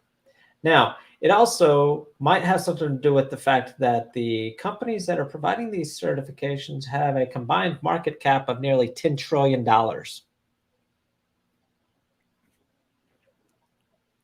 Yeah, that might have something to do with why certifications are deemed so important. There's a lot of money behind them. So where there's a lot of money, business, we like business. So let's think business like here. So those are the big reasons at least I think certifications continue to have a big footprint. And as Mike says, as we say, certifications are nice wrapping. So they will absolutely help you if you've got the competency to back them up. Yeah. And that's the key, is certifications do help somebody get an interview. They just don't help them win the interview and get hired. because it doesn't contain it. So the key is to have just enough of the right certifications to get that interview, and then focusing on being great and focusing on your higher value skills. And let's tie that back into the topic of prioritization here. So many people, and it's not the individual's fault, because there's so much misinformation out there about this. There's so much bad messaging about this. So many people prioritize certification after certification after certification after certification without learning the actual knowledge. Boom. So Yeah. because they prioritize these certifications, and let's be fair, if you've got no experience, let's use me as an example. I've got no tech background. I couldn't tell you, well, I could now. I was going to say I couldn't tell you the difference between block storage and object storage, but I can now. But that's just osmosis right there. I just happen to be around while it's happening, so I pick it up. But let's say we've got I couldn't talk about networking at all. I was going to say I can't do subnetting, but I figured out that math also by osmosis. But anyway, back to my example here. I'm turning into a bad example. But let's say you've got no tech experience. If you're prioritizing these certificates, it's going to take a while. A long while. You're not going to know. You're learning from scratch. And so you're preparing and you're following guidelines and roadmaps and things from certification providers. So it'll take you a couple of months to prepare for the practitioner and take the practitioner, because that's what you're told. And that's what you're put into. And you follow along. And then it'll take you a couple of months to get the AWS Associate certification. And you're told, you should get that Microsoft Azure certification as well. So that's another couple of months. And then another couple of months. Now you need to get you need to get a couple of those additional AWS associates to go along with that associate architect. So you're going to spend a couple of months on that DevOps. Then you're going to spend a couple of months on that. Is there a security one? I don't know if there's a security one. Is there an AWS security one? There is, but there's no security in it. Okay, right. But you're going to spend a couple of months on the AWS security, because that's what you're told. Then you're going to spend a couple of months on the AWS networking. And now at this point, you've spent a year and you've got certifications and only the knowledge from the certifications, but you don't have the knowledge of the actual job. And that's the problem. So I have no issue with an AWS Certified Solution Architect Professional, maybe a TOGAF to tie it together, or an AWS Solutions Architect Professional and a CCIE, but just two or three meaningful certifications max, because all they're going to do is get you an interview, and after that, the knowledge. But here's what concerns me, and this is how people destroy their careers with certifications. The certifications get you the interview, but they don't get you the job. Your knowledge gets you the job. Once you have, say, a Certified Solutions Architect Professional, which will teach you none of the job, but let's just say you have it, and now you got another, let's say maybe a TOGAF. Again, it's not going to teach you how to be an architect in the TOGAF, but it is a fantastic framework and a structured way you're thinking. I love it for that. Very excellent. So let's say you have those two. That's all you need to show the world for your next 15 jobs. And when the person now decides to learn a DevOps certification when they're an architect and that's someone's career, it provides no value to them. It doesn't raise their salary. Now, by comparison, when we look at salary.com and we see the average salary of someone with business acumen, it's $558,000 a year. When we look at the salary of a principal cloud architect, and a senior director at Cisco, a senior director at IBM, a senior director, and I'm happy to show you statistics if you want, from Glassdoor, they're all in that same $500,000 plus a year. So every minute somebody has that could be devoted towards business acumen or emotional intelligence or leadership is raising their potential, their capabilities, and their earnings, and their ability to get promoted. Every minute they're focused on getting a 3rd certification or a 14th certification does none of that. So it's not that I dislike certifications. I love them. They help you get an interview. Now, you can get hired and get an interview without it by having the world come to you. But if you're going to apply for jobs, instead of building your brand, they will help you get that interview. But it's up to you to have the skills and development to do the things that get you hired.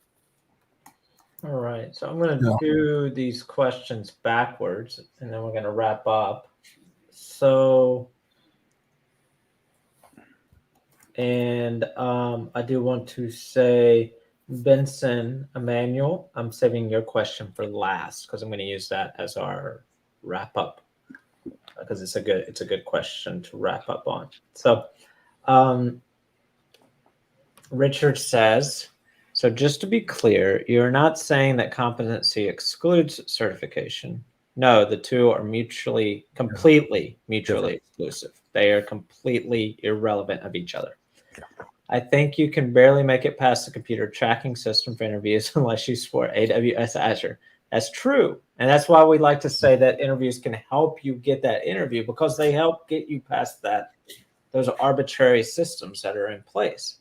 But that's also why we suggest bypassing the applicant tracking systems and suggest bypassing HR and trying to get straight to the hiring manager through a recruiter, because then you don't have to worry about the machine saying that you don't fit this worthless job description. So Exactly. competency plus certifications. Voila. Magic. And that's the secret. All the good jobs I've gotten, I've never applied for. When our students get senior solution architect jobs as their first job, they're not applying for them. They're working with recruiters who are pitching them, or they're having the recruiters come to them based upon their brand building. Because you don't want to go to HR, because even if HR will just auto reject people. So for any of 18 million reasons.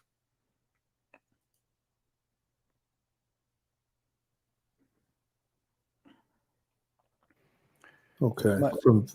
Go ahead, Mike, please. Cloud architects are team leads. I don't know if they're necessarily team leads, but we're always in a leadership position. Sometimes we're team leads, sometimes we're not. Are we involved in hiring of tech team members? Often. Generally speaking, once you're senior enough to be important, you're always involved in hiring people. And if so, how do we approach it? We approach it because people ask us to do interviews, and we give people competency questions. You know, we don't ask someone about if they're certified or not. And, you know, Val, here's the way you can find out if somebody knows something. If I ask you, explain the BGP decision algorithm, and you tell me, prefer the path with the highest weight, prefer the path with the highest local preference, prefer the path with the shortest AS path, I know you're competent. And we hiring managers ask a question, and we say, how does BGP select the path? They say, I know this, I took the AWS Advanced Networking. And that means they don't know. So the key is none of us in these positions care about certifications whatsoever. We care if you can do the job. And that's really all that matters. Can you do it? Can you do it well? You know, it's really interesting, Mike. And then think about the example that you gave with the squirrel in the backyard. The focus on the squirrel is AWS. But if you pull back and you realize the dangers representing Cindy of just focusing on those cloud service providers and not looking at the overall environment, that could put you in a lot of world of hurt. So someone who had to find out the hard way with AWS certifications, isn't it interesting if it's all encompassing and it's that ticket to get you any job you want? Why is it that every answer on there is only AWS related? That's not realistic unless you're only working specifically in that environment. But considering that 98% of people are utilizing multi-cloud services and you're focused only on AWS, chances are, A, you're showcasing your limitations of understanding a cloud, and B, you're pigeonholing yourself to only AWS specific roles. That's limiting your opportunities, limiting your career, limiting your salary. So these are some of the things that people need to be aware of. And for everybody wondering, there's that wonderful squirrel comparison there. All right. So let's get here.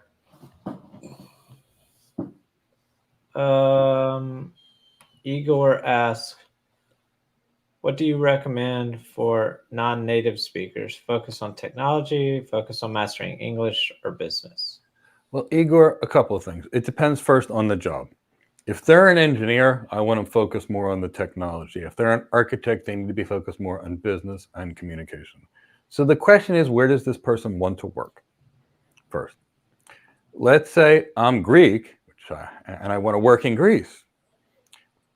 My Greek isn't as perfect as it is if I lived in Greece. My Greek is pretty darn good, but it's not perfect. If I wanted to go work in Greece, I would focus on my Greek, because the people that I'd be dealing with, the CEOs in Greece, would want Greek a little better than mine is. So there's that. Having said that, if I was going to live in America and I already spoke great English, I wouldn't be worrying on it. So it all depends on where you want to work. Ego, I know where you're from. Your English seems relatively good to me.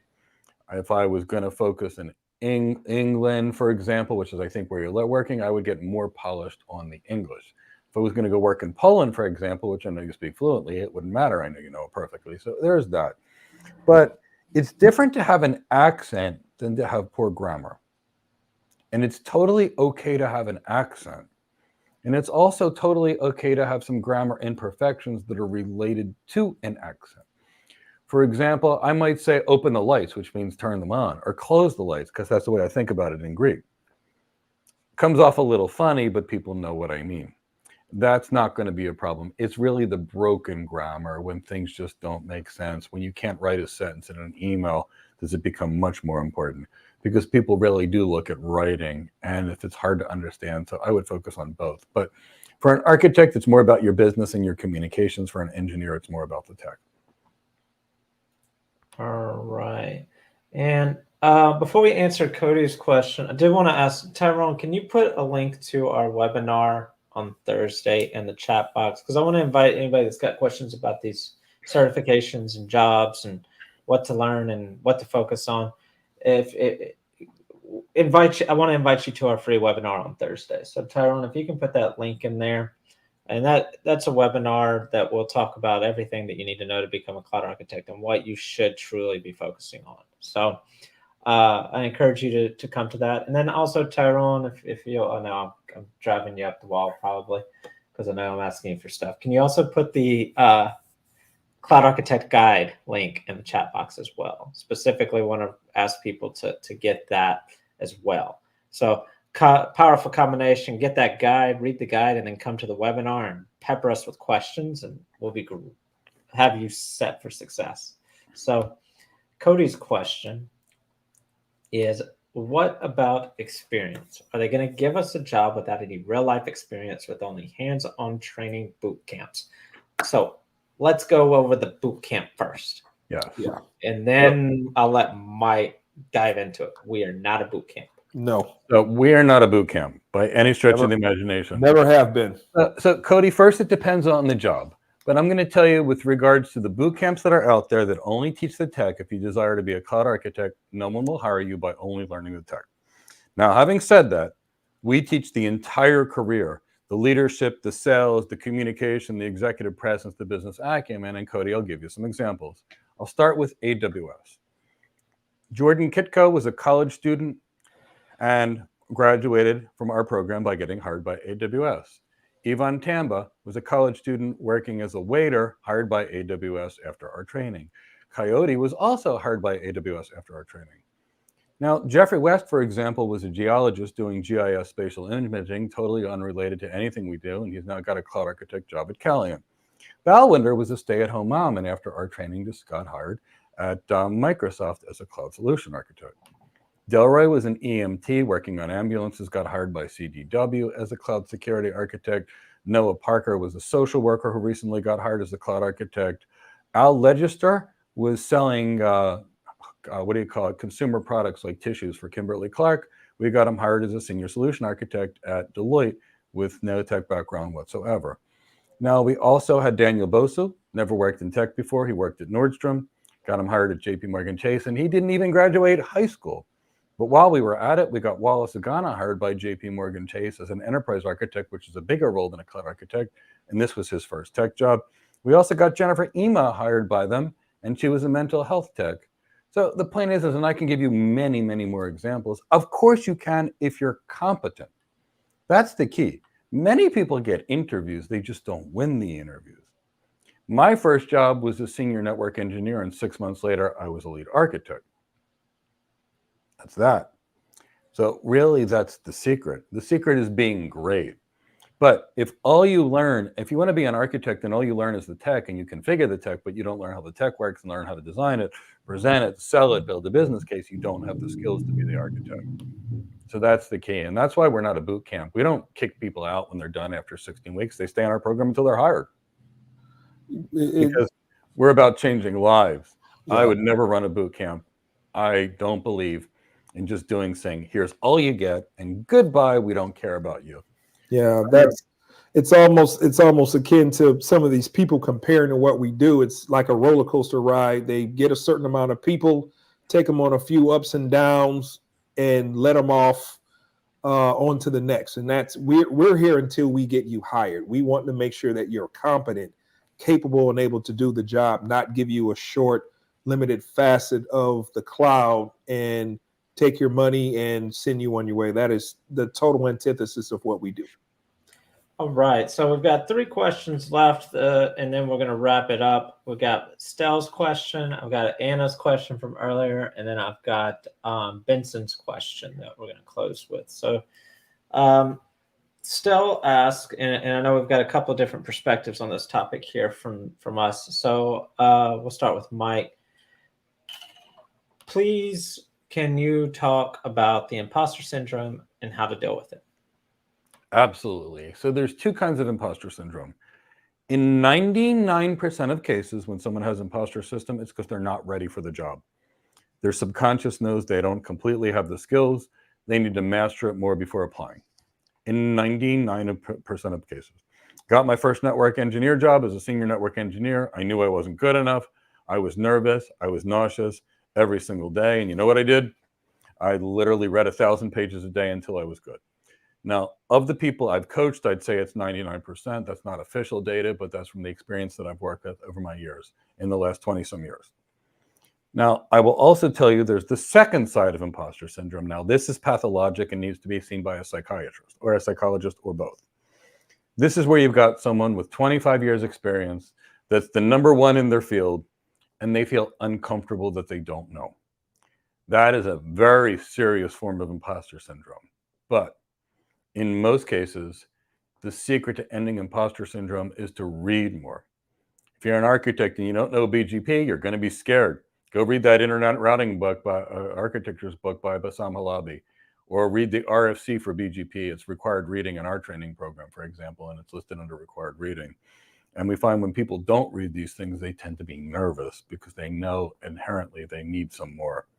So that's the secret. Keep working, keep studying until you don't have imposter syndrome. And when you know better, you'll be in good shape. Yeah, so I want to add into this because referring back to my opportunity that came about from the challenge, I had the opportunity to take part in a boot camp. In case anybody wonders why I don't like boot camps, I didn't like what they offered, but that's another story for another day.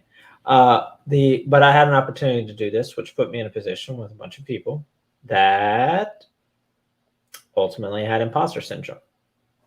Now there's tying into what Mike said, a lot of it has to do with not knowing and knowing that you don't know. But then there's also the flip side of it of you're new in the field, or you feel like you're the only one in the field, and so you don't know, like you truly, like you don't know. So that's one of the reasons why we have our community part of our program, because they're going to recognize it before you do. More often than not, people are gonna recognize that you know what you know.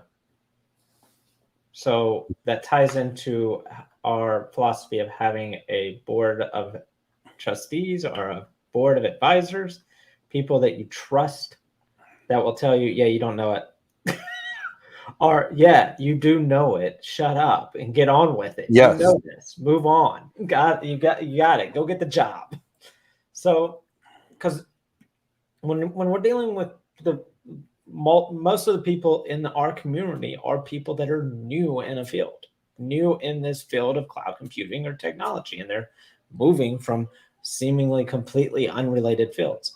So there's going to be those people that have that bit of imposter syndrome because they just don't know that they've got the competency, and they're trying to judge themselves against what they think I want to other people know and what they think other people are capable of. And that's a big part of this form of imposter syndrome that we're starting to see a lot of, is not having an accurate representation of what's expected. And that's going to be a big part of part number 2. And I want to touch on that, especially as it pertains on architects for a little bit. You know, when you go out there and you see people saying, I got this certification in DevOps, I'm a coder, I'm a this, I'm a this, I'm a this, I'm a this. New architects often feel like, oh my God, I don't know that.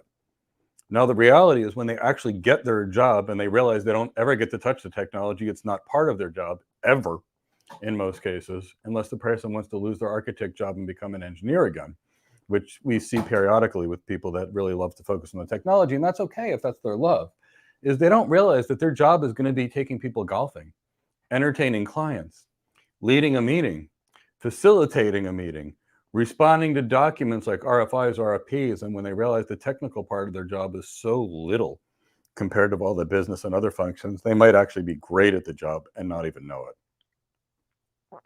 And that's really the secret with architects is, you know, people come to me and sometimes they ask, I want to know how well you cover this because I want to be an architect. And I say, but architects don't do that. And they're like, but what do you mean? I'm like, this is not what architects do. I promise you, we can teach you this, but you'd never get a job in your life.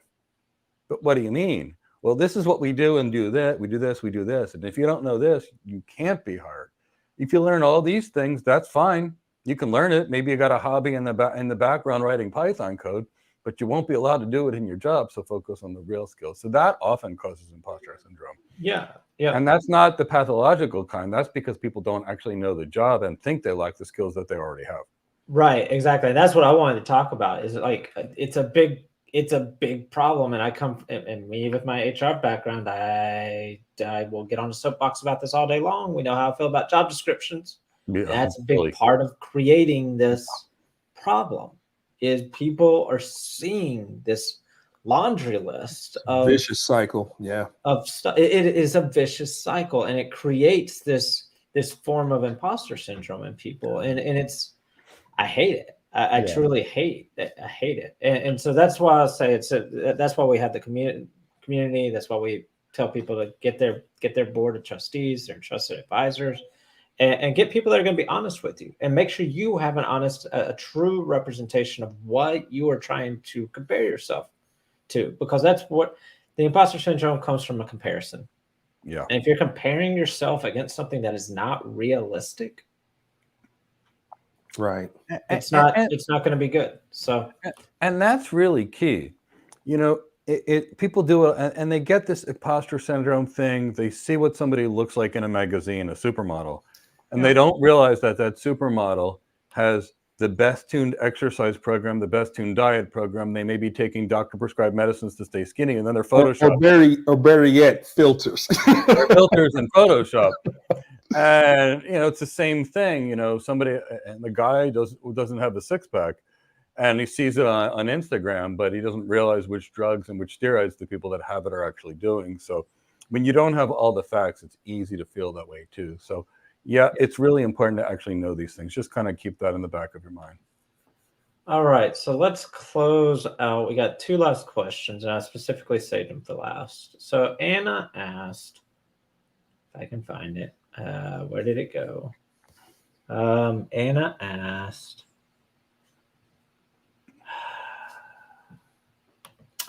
which books do you recommend related to these topics? Back to the successful mindset topic that we've been talking about, of listening, being open-minded, believing in yourself, focus, prioritization, delayed gratification, and hard work.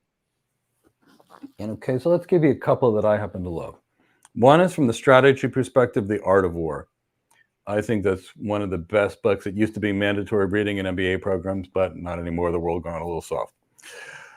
I will tell you that Mark Devine from SEALFIT put together some incredibly good mental toughness training, which really teaches that laser-like focus and working into exhaustion and surviving pain. And I'm a real fan of his work.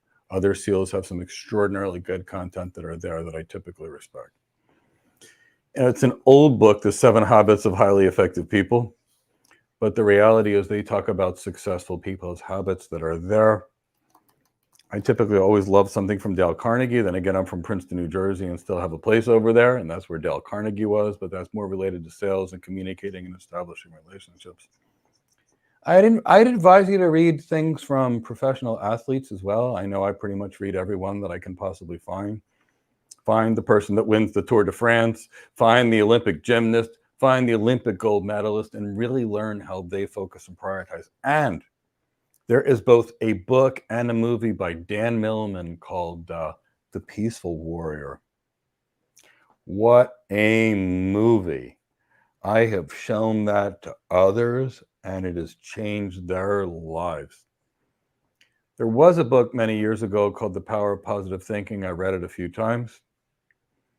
But I'm more of a fan, instead of just thinking positive, about controlling our thoughts and emotions. David Burns wrote an extremely good book called Feeling Good. I used to hand it out to my patients that were depressed or had anxiety disorder, so I didn't have to prescribe them medications for these things. But I've also used it with performance-oriented people and to control their thoughts. And we're going to dedicate a whole session to cognitive behavior therapy and other forms of mind control. But, those are some.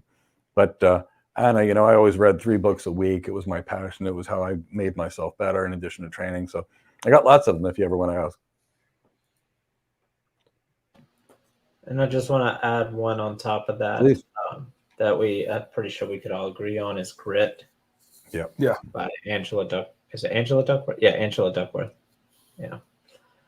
All right. Last question from Angelo's here. Hey, Angelo. Angelo. Everybody get ready for Angelo's guest lecture next Saturday. Nice. Not this Saturday, next Saturday. If you're not in the program, join the program so you can get Angelo's guest lecture. All right. Last question. And I specifically held on to it because so there was a first one, and then he's going to follow up. How do I truly put all this into practice? All points are very valid. And then he added another more. Hi, Mike. I worked as a computer support specialist for 8 years and want to transition to become a cloud architect. Please advise me on how to focus and prioritize my learning. So, okay, I'll give you a couple of putting it all in practice. So let's start with putting it all in practice. Small incremental steps. So I gave you a couple of things. Listening. Start now. Whether it's your wife, your children, just ask a question and just listen. And when you're tempted to speak, keep listening, nodding, look the person in the eye and see what happens. Being open-minded. Here's one of the things that I like to do. I like to watch 2 different opposing forces of news. And then I like to read all the information, make the facts, and get my information. You can watch Fox News and CNN. They're both going to be on the extreme opposite each other, and the reality is the truth lies somewhere in the middle. But listen to both perspectives. Then, if they're going to quote something like a document, read the document yourself and then make a decision. That's being open-minded. As far as believing yourself, let me tell you, you can do anything, but you got to believe it.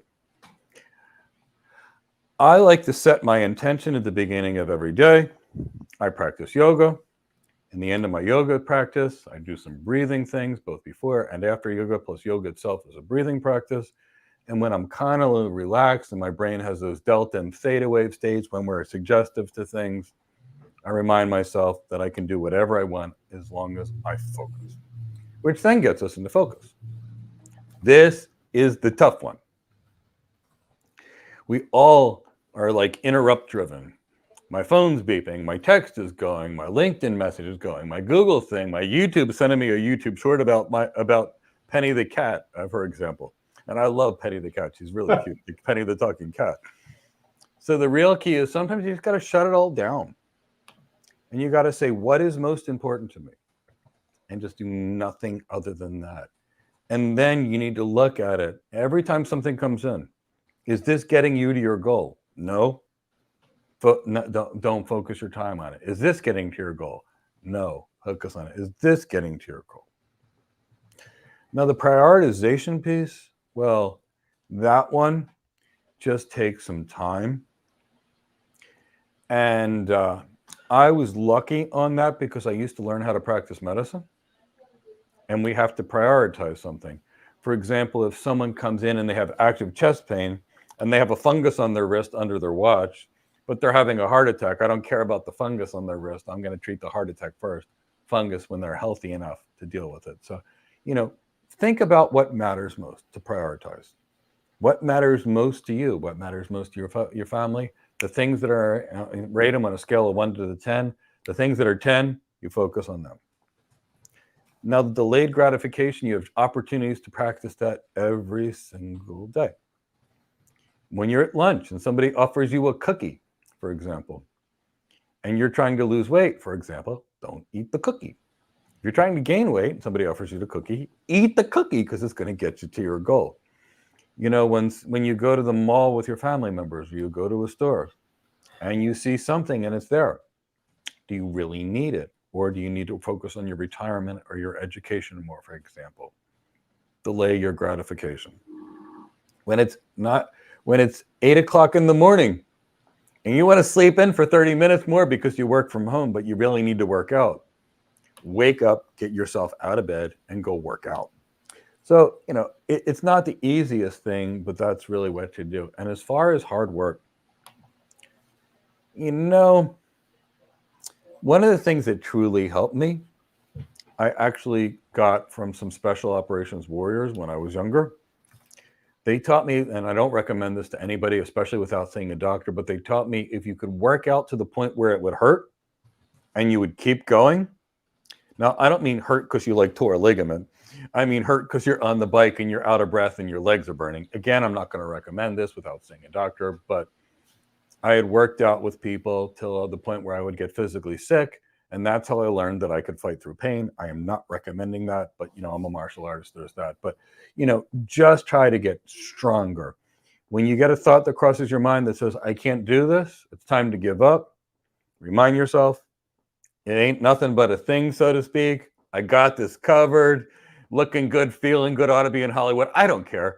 Just change that negative thought with a positive thought and go after it until you win. So, those are the ways that I would put that in practice.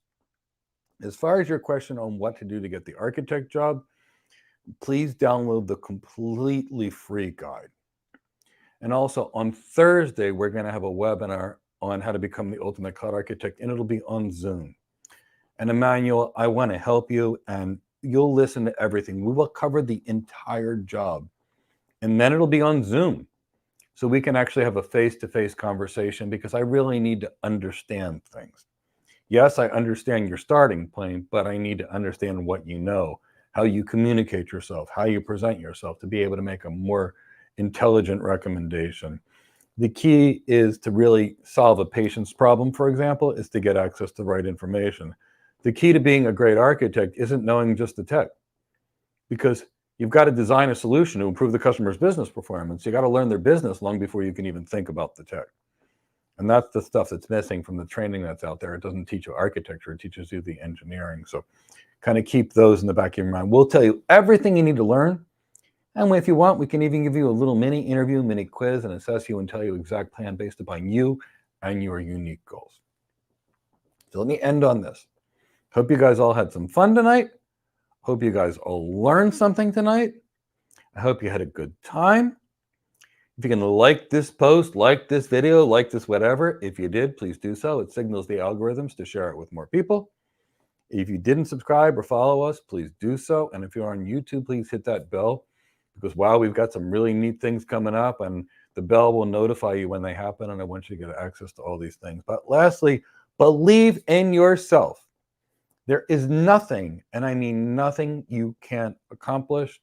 I've seen wheelchair athletes, playing basketball. I've seen immigrants that come with nothing that become wealthy.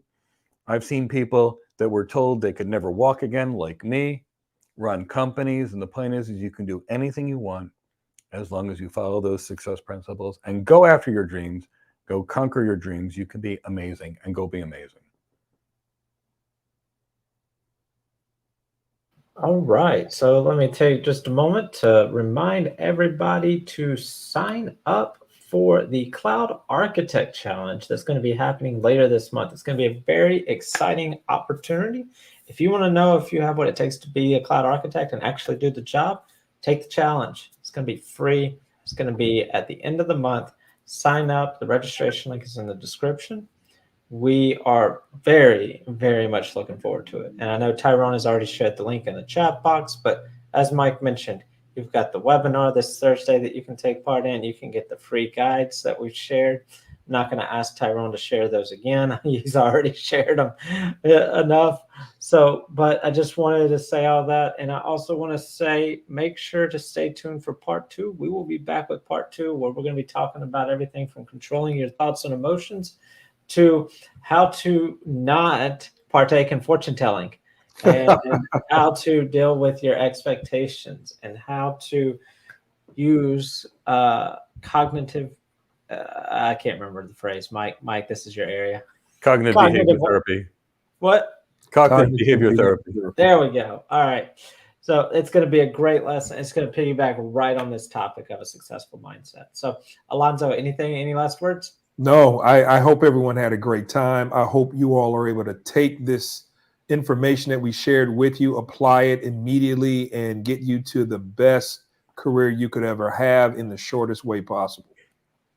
All right. So we look forward to seeing everybody on Thursday if you join us for that webinar. Have a good night, everybody. Take care, everyone. Bye.